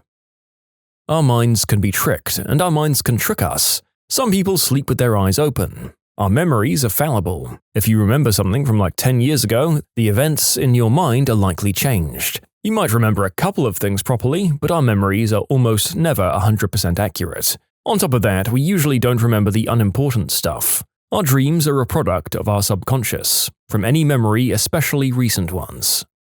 They forgot to hang up, and I heard the most unhinged thing. This wasn't a phone call, but happened as I was leaving a potential rental. I was looking for a place to rent. I met the property manager, and she walked me to the unit. It wasn't the best neighborhood, and my mind was already made up as I was walking around the property with her that I wasn't going to go through with it. But the lady was very nice and friendly, and I figured at least I'd take a look inside the unit. It was small and dingy. I looked around and told her nicely that I'd think about it, and then I walked out. As soon as the door closed, I could hear her screaming, "No, you fricking won't! Frick! Oh, I'll think about it and let you know, will you? Oh, frick! Frick you!" I'm certainly glad that I didn't rent from her. I left a client a voicemail and I thought I hung up, but in fact I proceeded to talk baby talk to my roommate's cat for several minutes while it was recording. Oof. My cat has a human name and I talked to him in a normal tone, so a hypothetical client would have been treated to, "Where you been, Nelson? Did you take a dump on the floor again? God damn it, we talked about this." My mother-in-law had a new boss who hated her. She was about 3 years from retirement, and she felt like he was trying to push her out early so she'd lose part of her pension and stuff. She asked me to check her answering machine while she was gone after her mother died and let her know if anything important came in and to water her plants. The third day or so I'd been there was a message from this boss giving his condolences. Then you could hear the click where he thought he'd hung up, but he must have placed the receiver just wrong and was still on the line. He ruthlessly made fun of her with his wife for the next 5 minutes or so before saying, "Oh, frick," and hanging up. She was at a really low point in her life, and I didn't have the heart to tell her or leave the message on the machine. It would have absolutely crushed her. But I did record it, and then I deleted it from her machine. And then I called that butthole and told him what I had, why I wasn't telling her right now, but that I absolutely would if needed in the future, and I told him I'd better hear nothing but how wonderful work was going for her, and how well she was treated until she retired. I told him I didn't even understand what a piece of crap you had to be to talk about someone like that behind their back, and especially at such a time in their life. And that's exactly what happened. She had a wonderful last few years at the job and figured that her mother dying had opened him up to treat her kindly and with respect. That was 20 years ago, and I never told her and never will. I wouldn't want to ever take those last few years there away from her. I did not expect a tearjerker act of kindness in this particular topic, but there you have it. Not a dry eye in the house. Voiceover booth. Me and the no doubt countless organisms in the space I sit in for 8 hours a day applaud your humanity. It's not a crazy story, but I'd just finished talking to a client over the phone. We said our goodbyes, and then I hear her ask, "Are you wearing pants today?" I wasn't sure how to answer that, but I figured she was jokingly asking because everyone just started working from home due to COVID. And I just replied, "Yes." She burst out laughing then, trying to explain that she thought she'd already hung up, and she was actually asking her husband that question. We laughed about it for about 3 minutes before we actually hung up.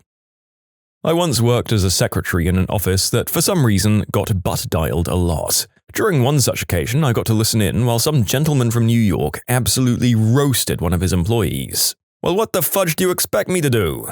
Honestly, Tom, if it wasn't for the fact that I'm honestly going to town on your sister every night, your butt would be out of here right now." I worked in inbound calls and sales and had a pleasant conversation with a customer who politely declined the offer and told me she was going to look elsewhere. We said our goodbyes, nothing out of the ordinary. Really sweet lady. She'd called in with her husband. As soon as she thought she hung up, she slammed her phone down and started yelling at her husband. "F you, company name. Are you frickin' crapping me right now? $350 a frickin' year? I'm not paying that much for gosh darn garbage product. How the frick could that B-word pitch me that with a straight frickin' face?" I gave her the decency of hanging up myself after that, but she was 100% in the right being mad. She was teed off but vented about it to her husband instead of taking it out on me. I wish more people chose that route. A colleague of mine dialed into a meeting of 2 to 3 managers plus about 25 sales reps, only for everyone to suddenly go quiet and for one person to tell him the meeting was cancelled and he could drop, as they, the sales reps, were just chatting sales stuff. He pretended to hang up and stayed on the line. They were basically planning a mutiny because they didn't like that their regional manager was a woman. They had a whole strategy of how they were going to cause a massive screw-up that would cost the company a ton of money and make it look like it was her fault so she'd get fired. The dumb idiots even did the little, "Are we all in agreement?" roll call at the end. We worked in a call center, so his end of the call was recorded. Within a week, every last one of them was fired, and within a month, they were replaced very easily. I had a job where I was in a position to write off a substantial phone bill, which the customer said was because her mother was dying overseas, and she had dementia and needed to hear things in her voice to believe anything, including doctor's instructions. She was heartbroken and sobbing about how if she had the kind of money to pay this phone bill, she'd have just gone back to her country because the flight would have cost less, and she was right about that. I wrote off the entirety of the phone bill. She cried like a jilted lover in a rom-com and said people like me are angels from God. After I wished her a good evening and she thought the call had ended, she says to someone in a perfectly normal voice, "Whew, can't believe that worked." I called a service provider who was supposed to order certificates of good standing from a state, and they were late in sending them over. They told me there was a delay at the state's office and gave me a new estimate. They forgot to hang up, and I heard them telling their coworker that they'd completely forgot to send in time-sensitive requests in the first place. I never used them again. I have a not muted story. WebEx, 500 people on the call, right when everyone was getting used to working remotely. Whoever set it up didn't mute the audience by default. The chaos was amazing. Dozens of people simultaneously unmuted and going about their lives, dogs barking, kids crying, kitchen utensils clanging, and the call leaders pleading for people to mute themselves. My favorite part was when they had things mostly quiet, but about 5 people were still unmuted, including one guy who thought he was muted who yelled, "Jesus frickin' Christ, people, mute your frickin' phones!" before realizing that he wasn't on mute either. They threw in the towel and ended the 1.5-hour meeting after about 15 minutes. I once sat in on a similar call with hundreds of people in government. Someone sat down, loudly sighed, and said, "Great, this'll be a giant frickin' waste of 2 hours," seconds before the speaker opened the meeting. I'll admit it's not quite the same, but my parents told me a story about a long-term house guest that was problematic and difficult. When she finally walked out the door, apparently the relief was so great that my parents and older siblings started dancing around, declaring happily, "She's gone! She's gone!" only to look up and see her standing in the doorway again. She'd come back in to retrieve her umbrella by the door and had heard everything. And that's why for many years my parents would joke, "Don't forget your umbrella," to departing guests. This one's a bit cuter. My grandparents would always call me from 2 different phones in their house so we could all talk. When they'd get my voicemail and leave a message, instead of just hanging up, they'd just keep talking to each other, from across their own house. Usually silly things like, "So, what's for dinner?" and stuff like that, but it always made me smile so much. I wish there'd been a way to keep the voicemail back then. I have a voicemail saved on my phone for this exact reason. My grandmother passed 4 years ago, but every now and then I'll open up my voicemails and I get to listen to her and my grandfather giggle with each other after leaving the message for me. "Oh shoot, Jay, hang up, I'm in the same room." It's a sentence I'll cherish forever.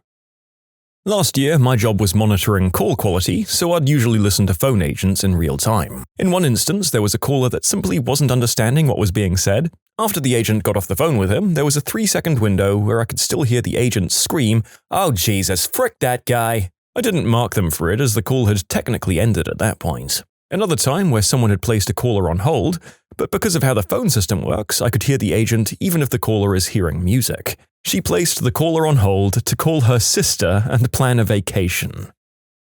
Business conference call. The other side had asked some pretty stupid questions, but was still poised to do $1 million worth of business with us. Thinking the call had ended, one guy in the room started calling them frickin' idiots and talking about how what they were trying to do was never going to work. They didn't say anything else, but we all heard the sound of the other side disconnecting, and they later reached out and said they were going to go in another direction. He was fired from that position, and now he has his own company in the same industry. I think he's doing just fine. Yeah, I don't think anyone could really come up with a good counter-argument as to why they deserve to keep their job after that one. Nothing that would hold up in a lawsuit anyway. I'd pay a modest amount of cash to have seen his face when they heard the receiver click, though. Grandma left me a voicemail asking for my help with stuff on her computer. She thought she'd hung up, but she didn't, and I heard her call me a frickin' B-word. I haven't really talked to her since. After a business conversation, I heard, "I don't trust those guys as far as I can throw them." I was the third party in this. A coworker failed to hang up properly after a conversation with the boss and promptly went on a very creative, expletive-laden rant about the boss and what he should do with himself. As this went on, I received a text message from the boss suggesting I should inform the coworker that she had not hung up. I got coworkers' attention and told them they hadn't hung up. Still in expletive mode, I was asked what made me think that. My response was, "I got a text from the boss." That was the first time I ever saw color literally drain from someone's face. You can submit your own stories to be featured here on the channel. The story submission link is in the description below. Don't forget to subscribe to Am I the Genius? My brother-in-law got a friendly reminder that the company could still hear him even when he puts the customer on hold. This was because he was taking a big old Mary J. pipe rip while waiting on the customer. I work at a children's hospital, and anything serious like code blue is called out hospital-wide over the loudspeaker by dialing a specific phone extension. There's been a few times where someone hit the hold button instead of end call, and the whole hospital gets to listen to the hold music until someone catches it. The worst or funniest, though, was a couple of weeks ago. Every single employee, parent, and child in my world-renowned children's hospital heard this poor guy scream the F word when he realized he was still on. I was in a remote work conference call which was interrupted by the unmistakable sounds of a person performing their first and second necessities on the toilet. It went on for some time, and at the moment of the flush, the meeting organizer circumspectly said, "Everyone who's not speaking, please go on mute." Suddenly, a person yelled, "Fudge!" and dropped from the call. The meeting chair was trying to be a bro, because with all the other unmuted people and mild sound of chirping birds and typing, we didn't realize who it was yet, and we'd only identified the dumb idiot by the sound of his voice and "the toilet boy is leaving the meeting" notice. Poor guy never lived it down. In the early days of Facebook, my former father-in-law was just discovering it and connecting with old friends. He was having fun seeing who'd gained weight, who got divorced, who was a millionaire now, and so on. One guy he connected with gave him his phone number, so my father-in-law calls him. He didn't answer, so he leaves a message, something like, "Hey Bill, it's been a while, just wanted to catch up, give me a call back," and gives his phone number. And then he hit the end button and jokingly said, "And I heard you got fat." He then looked down, and to his horror, the call was still active and recording the message. So it probably still sounded like, "And I heard you got fat." Oh crap, oh my god, it didn't hang up. Frick, it's still recording. Click. To my knowledge, the guy never returned that call. My friend called me for a quick question, followed by the noise of him absolutely destroying the toilet before he hung up. He was not the kind of friend to do that sort of thing, so it was hilarious. We texted them, "Make sure you wipe the walls down." I have a discount digestive system and I take a lot of work calls while I'm on the john. Usually, I'm pretty good at muting the mic on my phone at the right time. However, one time I lost all control while talking to someone. Luckily, they found it hilarious. I was troubleshooting a problem with them and he goes, "Looks like we're both having issues." That's one of many memories that keep me up at night. The stupid motherfricker fell for it. This was from a student's parent while I was excusing their kid from an assignment that they'd missed because their grandmother just died. She hadn't died. Still, the kid wouldn't pass the class under any circumstances because he was a complete idiot. Once I talked to his parents, I knew why. So he still failed the class even without the assignment. So I know one of us was the stupid motherfricker, just not the same person they think it is. We had a company-wide call with the new CEO at my old job. Nationwide call with multiple offices and a limit of 500 lines dialed in, all maxed out. Thousands of people listening across conference rooms and desk phones on speaker. The CEO was giving the usual spiel about how she'd improve the company and make great opportunities for all employees, would change the industry, all the usual stuff. I wasn't really buying it. I'd seen several CEOs come and go and heard the same promises. Crap work is still crap work. One person in an office 2 time zones away isn't going to improve work for me. Their only metric is to improve profit for the company. Anyway, someone somewhere forgot to mute their phone and obviously didn't believe what the CEO was peddling. You could hear their scoffs and mild curses in response to the CEO's claims. I don't know if they ever found out who it was, but they did make that call much more fun for me. In future calls, they were better about muting all of the lines when one of the executives was speaking. I had a boss take a phone call while he was going through drive-thru. Me and a female colleague were talking to him and he told us he had to order and then apparently forgot we were still on the line. He said the female coworker I was with was only good for her giant chest and that she needed a good eggplant in the rear end to lose her attitude. There was someone else in the car with him apparently. She left the company, but I hear she got a handsome severance package. I was working in a call center for some time, so I'd be calling around 30 to 40 people per day, which is exhausting work. There was this one particular call, I still remember it very clearly. It wasn't crazy, but the situation was rather unexpected. So, I'd be calling a woman about the end of her 30s, we'd have the usual chat and she was readily replying to my questions, sometimes giggling and doing conversation outside the topic at hand. She was in a room with her daughter. When we ended the chat, I thanked her for her time and said my goodbyes. A few seconds after that, she apparently thought I'd already hung up and said to her daughter, "My goodness, he's got the most pleasant voice." I was smiling beams for the rest of the day and did enjoy the work much more for the rest of the week. A doctor's office said, "Oh, F you, Dave." I don't know who Dave is, but I'm not Dave.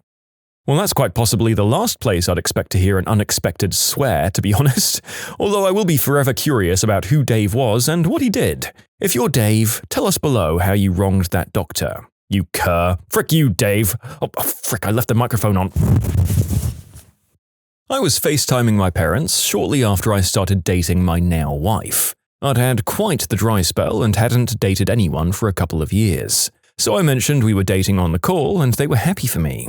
We ended it and I just put my phone down to grab something without ending the call. Apparently my mum did too, because after a few seconds I heard her say, "Well, I'm glad he's finally doing the deed now." Awkward, but I'm also glad that my mum is looking out for me. I heard the opposite from mine. It was, "Oh, she'll leave him in a few months." I got back on the phone, played it cool, and was preparing for an opening to give her an earful before I got asked, "So, when are you making me a grandma?" Funny, my phone dropped the call after that. Called a tech support number for a work-related issue during COVID. The guy was clearly at home, and I could hear a dog whining in the background. He got my error code straightened out, we both said bye, but before I could hang up my phone, I heard, "Who's a good boy? Are you a good boy?" I said quietly, "Yes, I am." Then I just heard laughing and he said, "I am so sorry," and then he hung up. I wanted to hear his puppy. Oh my god, he's lovely. I wonder what his little member is like. That was a friend of my mother under her breath. I'd answered the phone and told her she wasn't home. She would have been late 40s. I was younger than you would like to think. I was leaving a message for a client about data conversion services. After I left the message, I thought I'd hung up. Guess I wasn't too familiar with my work's calling software. I started singing the Mana Mana Do Do Do Do Do, the Jim Henson song apparently. Then I noticed I hadn't hung up. So I hung up. The next morning I came in to check the conversion voicemails, and there was a very clear and professional message left from the client. He leaves contact number and says to have a nice day. There's a short pause and then he sings the same song back in the message, picking up where I hung up when I realized I was still on voicemail. It was hilarious and it made my day. I found out I was single this way back when I was in the army. I got the chance to call my girlfriend and I took it. It was a nice call. She told me what she'd been up to and all that. We made plans for some leave that I'd be getting soon. We said goodbye and she hung up. I still had a few minutes, so I just sat there, holding the phone so the next guy wouldn't hassle me for it, when I heard the line, from a male voice, "So, when's he coming back?" "Oh, not for a couple of weeks. We have plenty of time." "You're gonna break up with him before that, right?" "Oh, of course." I hung up and I felt like crap. I ghosted her when I went on leave. Later found out she had been seeing the other guy for a while. Didn't see her for years and years until one day I was taking my kid to get pizza at a place in a strip mall, and there she was, standing next to an SUV, staring at me like she'd seen a ghost. I waved, went inside, and that was it. I sat in on a remote interview. We were in the conference room with two screens, one showing me the interviewee and the other showing us. Nearing the end of the interview, I suddenly noticed my boss had seemed to develop an unusual neck spasm. He had faced the screen, then suddenly looked to the side and then faced the screen again. At the end of the interview, as the candidate was exchanging thank yous and stuff, I leant over and asked if my boss was okay. His answer was just loud enough to be picked up by the microphone. "If you twist fast enough, you can see your own ear." Needless to say, the job offer we extended to the candidate was not accepted. I worked at a call center years ago, and a customer was kind of panting and trying to sound normal at the same time. As soon as the conversation ended, they thought they hung up and they just went full-on hardcore moaning and filthy talking with their partner and continued with what they were doing before answering the phone. What boggles my mind is the fact that he answered the phone to begin with. Okay, since this blew up, I'll tell you guys another story. This time, someone from a call center called me. Some lady called, and from her voice you could tell she was a hefty kind of gal. Her voice was the heavy breathing type when she talked. Anyway, the call ended, but I didn't press the end call button, since I assumed they would. They didn't. And this lady talked about fried liver and onions to her coworker, and the way she talked and gushed over it was downright disgusting. Like, there was a lusty element in this, folks. She said she has it at least once a day as her meal. She made slurping sounds and some kind of moaning talking about it. I have never felt so disgusted in my life listening to someone describe their food. What shocking secret made you see someone completely differently? There's an engineering professional at my workplace that likes to wear pricey articles of clothing. He even sports a Breitling wristwatch, and those things are priced from around $3,000 to over $17,000 as his work timepiece. Turns out that he and his wife are buried beneath a mountain of credit card debt, and while I don't look down my nose at him, I definitely view his attire and accessories a little differently knowing that fact. There was this one girl I'd known for a long time but wasn't massively close to, who we all thought was being terribly controlled by her boyfriend. She'd tell us that he decided when she was allowed to drink, when she was allowed to go out, what she was allowed to do, stuff like that, and that he'd started to impose bedtimes for her and shout at her over what seemed like extremely minor things. We all thought he was awful and we encouraged her to leave. Then she moved in with me and I realized she was extremely emotionally unstable and an alcoholic. Within months, I found myself wanting to do, or in some cases actually doing, all the things she'd said her controlling boyfriend had done. I remember one time, after trying to remain patient with her for a while, she said one thing that was relatively minor and it was just the last straw for me. I snapped and screamed at her. I then got phone calls from our mutual friends to talk about my behavior and anger management, presumably as a result of the story being told back to them in a somewhat biased way. So in a way, her secret changed my opinion of him. I should say that I still know he was no saint. He was very far from it. In fact, for instance, he had been pretty violent in their time together, and this was corroborated by others. There were plenty of times I got so angry I felt like raising a hand to her, and I had to walk away to calm down. There's never an excuse to actually hit someone. I guess what I'd say now is that they're both pretty terrible, but I had a much less black and white view of both of them after getting to know her better. In my early days as a lawyer, I represented a sweet old widower with Parkinson's disease who was being sued by a local store for groceries that his late wife had purchased on credit without ever paying for them. I felt awful for him. And then shortly before the trial, I found out he'd done jail time for very inappropriate conduct around minors.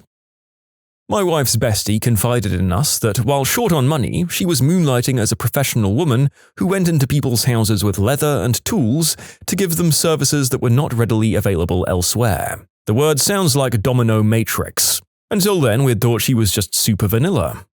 Hi there, audience. Why yes, I did work way too hard trying to find a way to describe this woman's services that wouldn't get demonetized. Thank you for noticing. On with the video. A friend I grew up with started dating a guy and quickly got pergananant, and married at 25 or so. One night, hanging out with her and her husband, he was like, "Did she ever tell you how we met?" Apparently, she was a working girl from right after she turned 18. He was one of her Johns, but they took a liking to one another. They've since gotten divorced.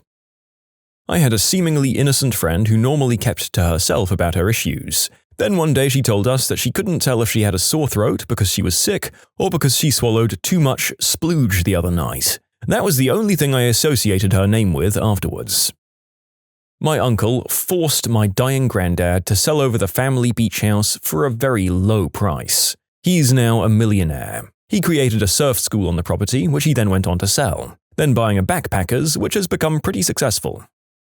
Now here's a positive one. My wife, a defense attorney, has a work colleague who's the biggest butthole you'll ever meet. A blowhard who revels in winning at any cost and brags about the snarky things he does to really twist the knife. He's known as a sharp legal mind, but I get the sense he likes to try to screw weaker ADAs or other counselors and loves it when he catches them on some technicality. He makes these stereotypes about lawyers seem valid. My church had a sort of Habitat for Humanity-esque service weekend where we were rehabbing an old warehouse into a new space as a temporary women's shelter for battered women. The offices were already up, but the individual rooms needed to be refloored, the bathrooms retiled, sheetrock needed to be hung and primed, and to my surprise, I saw the butthole there with a tool belt helping to install a sink. Long story short, he donates his legal services to that one shelter, helping to set up restraining orders, divorces, custody, stuff like that, for women trying to get away from their violent partners or bad families. At first, I wondered if this was some kind of court-ordered community service. It wouldn't surprise me if he'd done something to deserve it and then teed off a judge somewhere.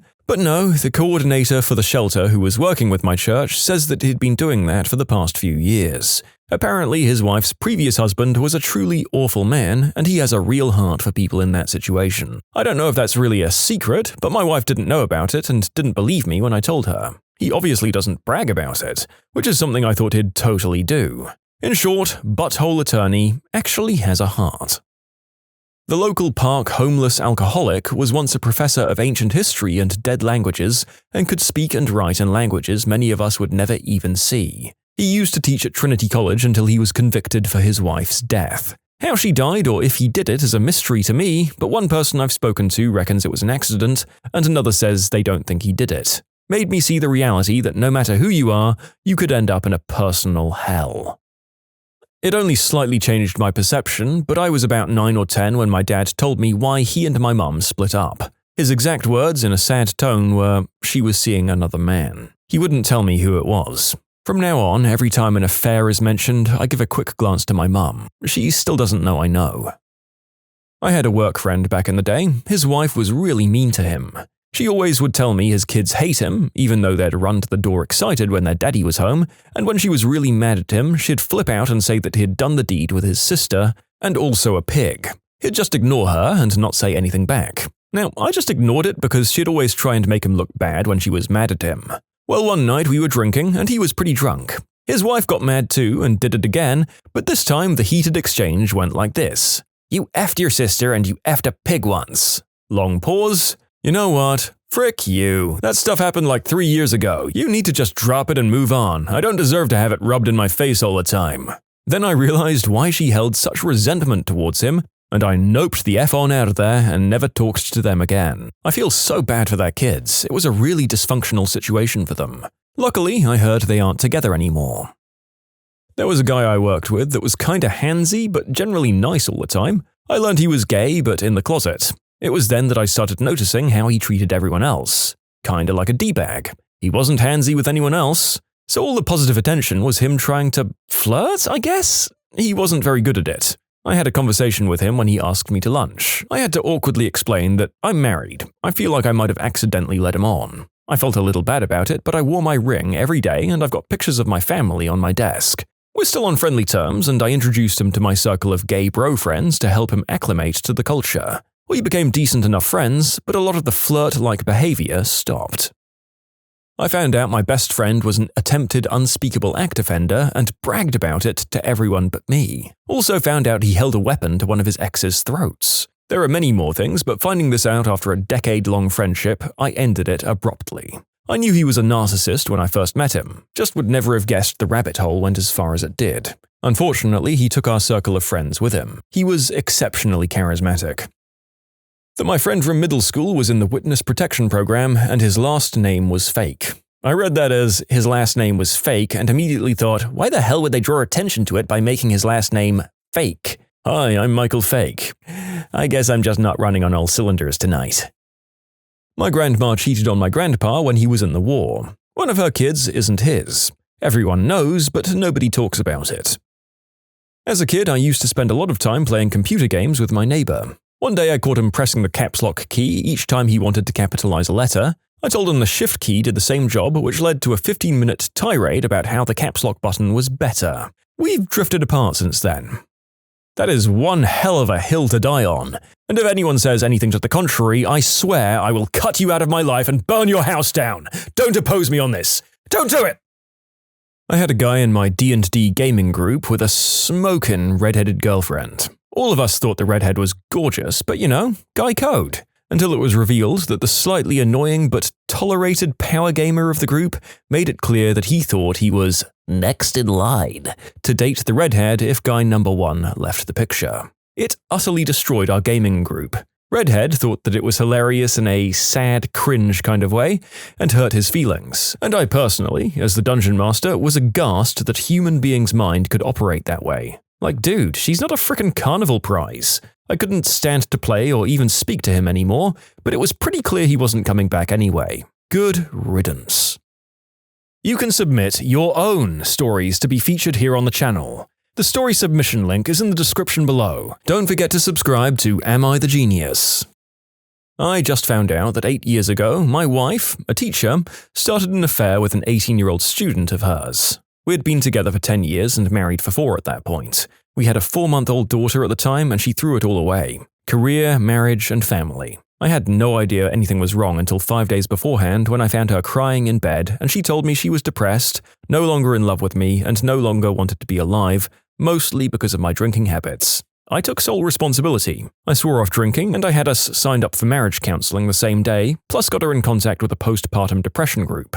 6 days later, she's sent into a crisis center by her school, and I found out everything after the psychiatrist there makes her tell me the truth when I show up to bring her home. For those curious about how that story developed, here's a very condensed update. My ex and I tried marriage counseling for a few months, but ultimately the affair wasn't something we could get past. She was actually still in contact with the student during this time, and they even tried dating for a while. It didn't last. At the end of it all, I've learned a lot. I've grown a lot and changed a lot. Anyone who's been cheated on will tell you that it changes you, and that's true. My new wife has been a godsend. She helped me through the divorce with more patience and grace than you can reasonably expect from anyone. We blended our families. She had a very similar story to mine, actually. And despite all the craziness in the world that began in 2019, we've really thrived together. There was a woman who I considered my friend for many, many years. She had cancer, survived it, but it was still there and created many problems. She even appeared on TV shows as an advocate for cancer patients. She did a lot of political activism and was very much opposed to euthanasia. Published some books. Then one day, through a series of coincidences, it turned out that her cancer had never existed. She'd completely made it up. A big, fat, whopping lie. I'd feel ashamed because I fell for it for so long, except that a lot of other people fell for it too, including professionals. Doctors, nurses, and priests. Needless to say, it ended that friendship.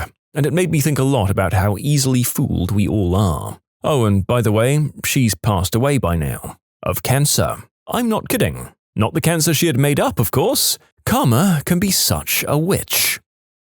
I had a friend who hung out with two friends who were girls, and he was male. All went well, according to him, but the girls told me he said, "It's getting hot," and proceeded to take off his shirt and then just crank it and finish into a cup, got all sweaty and then just left. I could not look that man in the eye ever again, and I cut off all contact.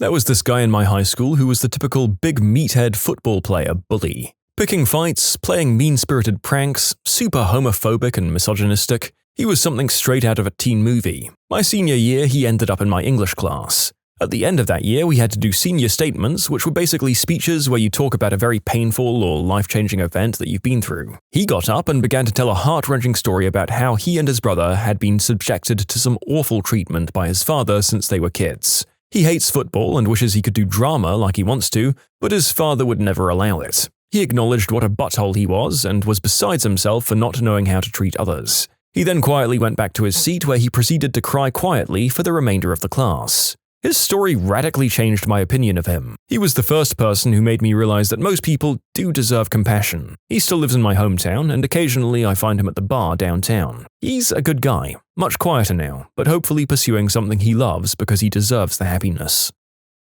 My old man used to hang nooses in the garage when I was very small as a way to manipulate my mother into staying with him. He was implying he was ready to self-delete if she broke up. This is as far back as 1990. She finally left him more than a decade ago. When I found out how awful he'd been to her all this time, I could never look at him the same way. He didn't end things, by the way. In high school, I learned my best friend would contact most of the female friends I had, generally after I'd had a falling out or just some confrontation with them, and then pester them with, amongst other things, his overpowering obsession with their feet. I learned this in senior year when I started reconnecting with some of these friends, and all of them had the same story. I haven't spoken to him since. My boyfriend, years ago, told me he was subjected to some pretty inappropriate behavior by his gay uncle, his actual uncle's partner. Yet, my boyfriend continued to see him at family gatherings because he didn't want it to affect the family and had to be nice. A few months after he told me, he got drunk and in an argument with his dad and yelled it so that everyone could hear. He and I broke up not long after that. Last I heard, his dad was looking for blood, and the ex-uncle was in jail. I had an ex. He was one of those, "I'm so gentle and kind, ooh, I love pastel colors and flower crowns, ooh," types, who went on a date with a friend of mine. This friend goes on to tell me they broke up because he admitted to getting it on with his dog on multiple occasions and asked my friend if they wanted to watch him reenact that exact activity on a Skype call. I was like, holy hell, dude, I just broke up with him because he was frickin' annoying. Well, learning that my partner did the deed with animals would annoy me, so I'd say that you could have said that regardless of which of those two ended up being a deal breaker for you. I hope you reported him to, someone? I don't know, did the cops come for a call like that?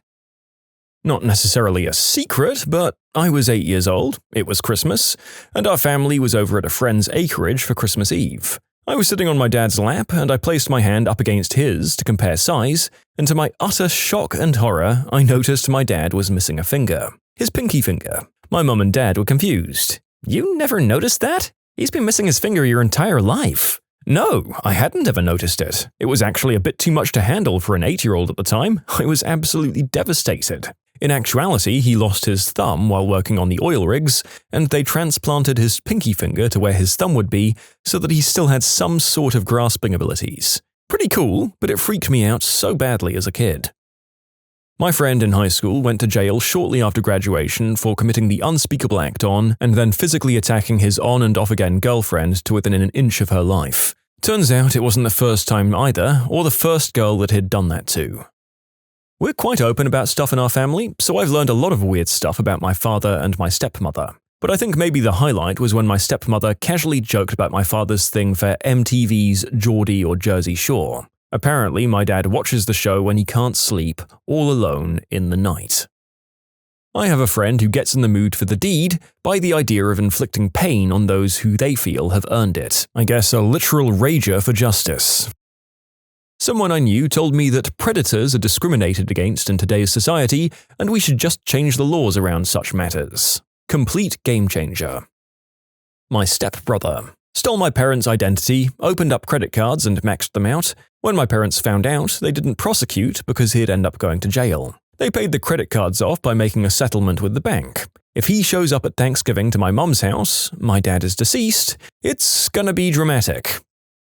Brother's best friend and best man at my wedding. All of a sudden moved to Washington about a year and a half ago. We have no ties there, and neither does he, and we just couldn't figure it out, but whatever, maybe he wants a new start. Then all of a sudden he moves back to the town my parents lived in. Last Thanksgiving, the US Marshals showed up to take him into custody and to send him back to Washington. He's facing trial next month for illegal conduct with a younger person amongst many other charges. Definitely has changed the way I look at him.